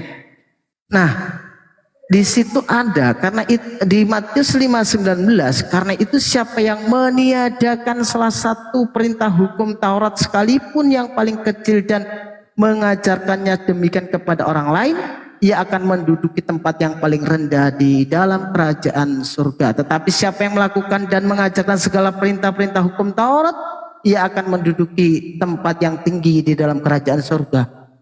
Berarti kalau kita lihat di sini ya, secara logika kita membaca saja tanpa menafsirkan, jelas orang-orang yang mendapatkan kerajaan surga itu kan yang melaksanakan hukum Taurat. Maka aku berkata kepadamu, jika hidup keagamaanmu tidak lebih benar daripada hidup keagamaan ahli-ahli Taurat dan orang-orang Farisi, sesungguhnya kamu tidak akan masuk ke dalam kerajaan surga. Berarti kan orang-orang ini dituntut untuk lebih kehidupan keagamaannya lebih dari ahli-ahli Taurat dan orang-orang Farisi. Nah, bagaimana apa yang dikatakan Paulus? Kamu tahu di dalam Galatia itu, Bang Barokah, kamu tahu bahwa tidak seorang pun yang dibenarkan oleh karena melakukan hukum Taurat, tetapi hanya oleh karena iman dan Kristus Yesus. Sebab itu kami pun telah percaya kepada Kristus Yesus, supaya kami dibenarkan oleh karena iman dalam Kristus dan bukan oleh karena melakukan hukum Taurat. Sebab tidak ada seorang pun yang dibenarkan oleh karena melakukan hukum Taurat. Nah, di sini sepertinya Paulus ini seperti punya hak yang melebihi Yesus untuk menentukan hukum Taurat itu tidak diikuti. Nah, karena di sini perlu jawaban. Plus di sini orang-orang ini yang mengatakan dirinya pengikut Yesus ini tidak mengikuti hukum Taurat. Nah, itu apa alasannya? Padahal banyak sekali perbedaan ajaran yang disampaikan oleh Yesus dengan yang disampaikan oleh Paulus. Begitu. Artitok silakan. Mungkin ada yang perlu disanggah lanjutan. Bang, menyambung apa yang abang sampaikan tadi, menambah sedikit lagi. Saudara saya, ini bang, ini di ulangan 1921. Saya bacakan ya bang, supaya nanti kita sama-sama juga tahu dan dengar yang di bawah-bawah semua. Ulangan 1921, terjemahan baru.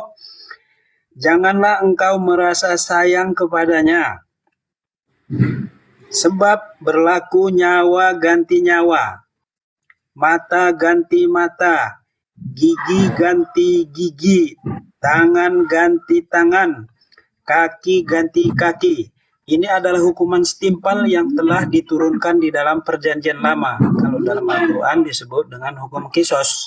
Kalau dalam bahasa Inggris sekarang itu lebih dikenal dia lagi di dunia internasional ini namanya lex talionis ya. Kalau Inggris bilang itu the law of retaliation katanya ya. Ini adalah satu hukum yang telah turun di zaman Nabi Musa di dalam kitab Taurat. Ini hukum yang jelas.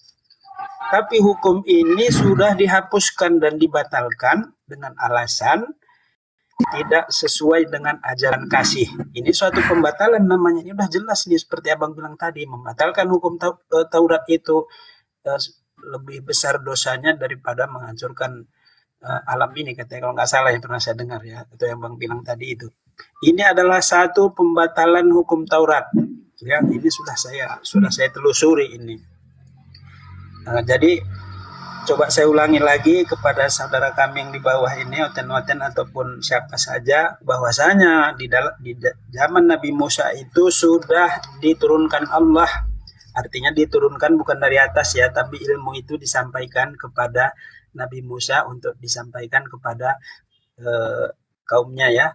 Saya ulangi lagi terjemahannya itu, janganlah engkau merasa sayang kepadanya, nggak boleh kita kasihan kepada pelaku kejahatan. Sebab berlaku nyawa ganti nyawa, mata ganti mata, gigi ganti gigi, tangan ganti tangan, kaki ganti kaki. Dan pada ayat-ayat yang lain lagi masih banyak ini. Banyak lagi. Lecur ganti lecur, luka ganti luka, masih ada lagi. Ya, bukan ini aja ayatnya ini. Nah, jadi hukum ini sudah dibatalkan oleh perjanjian baru karena tidak sesuai dengan ajaran kasih katanya. Nah, jadi kalau boleh saya tambahi dikit, sebenarnya ajaran kasih itu tidak sempurna, tapi yang lebih sempurna adalah ajaran kasih dan sayang. Ya, ajaran kasih itu. Ajaran kasih itu yang ada di dalam Islam, Bang.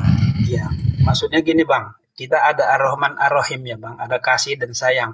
Jadi apa itu definisi kasih dan apa sayang? Sayang itu merupakan kita penjabaran timbul rasa memelihara. Apabila kita sayang kepada anak, tidak akan mungkin kita biarkan dia mandi hujan-hujan. Apabila kita sayang kepada anak, kita jaga makanannya. Tidak kita. Kalau di Islam kan jelas ya, kita itu diajarkan antar hubungan kita kepada Allah, hablum minallah, hablum minannas. Jadi kita diajarkan bagaimana kita mendekatkan diri kepada Allah dan kita berhubungan sesama manusia, berinteraksi ya. Bahkan kalau kita lihat di dalam Al-Quran banyak sekali tentang ayat-ayat menjelaskan Allah begitu sayangnya kepada kita. Jangankan masuk ke dalam ayatnya, Bismillahirrahmanirrahim. Itu jelas. Dengan menyebut nama Allah yang Maha Pemurah lagi Maha Penyayang. Jadi menggenapi bagi orang Kristen itu kadang-kadang selalu dibawa ke ajaran kasih. Ajaran kasih itu sebenarnya ya, Tuhan yang bisa memberikan ampunan. Tuhan bukan Tuhan yang harus mengorbankan diri, tetapi Tuhan yang bisa memberikan ampunan terhadap manusia, umat manusia yang mau bertobat. Bismillahirrahmanirrahim. Wa anistaghfiru rabbakum summa tubu ilaihi yumatti'kum mata'an hasanan ila ajalin musamman wa yu'ti kulladzi fadlin fadlah wa in tawallaw fa inni akhafu alaikum adzab yaumin kabir. mohon ampunan kepada Tuhanmu, mohonlah ampunan kepada Tuhanmu, kemudian bertobatlah kepadanya, niscaya dia akan memberi kesenangan yang baik kepadamu di dunia sampai waktu yang telah ditentukan, yaitu kematian, dan memberikan pahalanya di akhirat kepada setiap orang yang beramal saleh. Jika kamu berpaling, sesungguhnya aku takut kamu akan ditimpa azab pada hari. Jadi Tuhan yang Maha Penyayang itu Tuhan yang bisa mengampuni, dan ajaran yang benar itu ajaran yang kita berbuat berbuat baik mendapatkan pahala, memperbanyak ibadah kita mendapat pahala. Kalaupun kita berbuat dosa memang dapat konsekuensi dosa, tetapi bila kita bertobat mendapat ampunan dari Allah Subhanahu wa taala. Jadi kalau ajaran terus begini, dikit-dikit kita sudah ditebus. Begitu manjanya kita menjadi manusia, berarti kita bukanlah orang-orang yang bersyukur. Manja jadi manusia, diberi aturan Tuhan, kalau bisa gak usah dikerjakan. Jadi ibarat makan itu cari yang mie instan. Hidup tanpa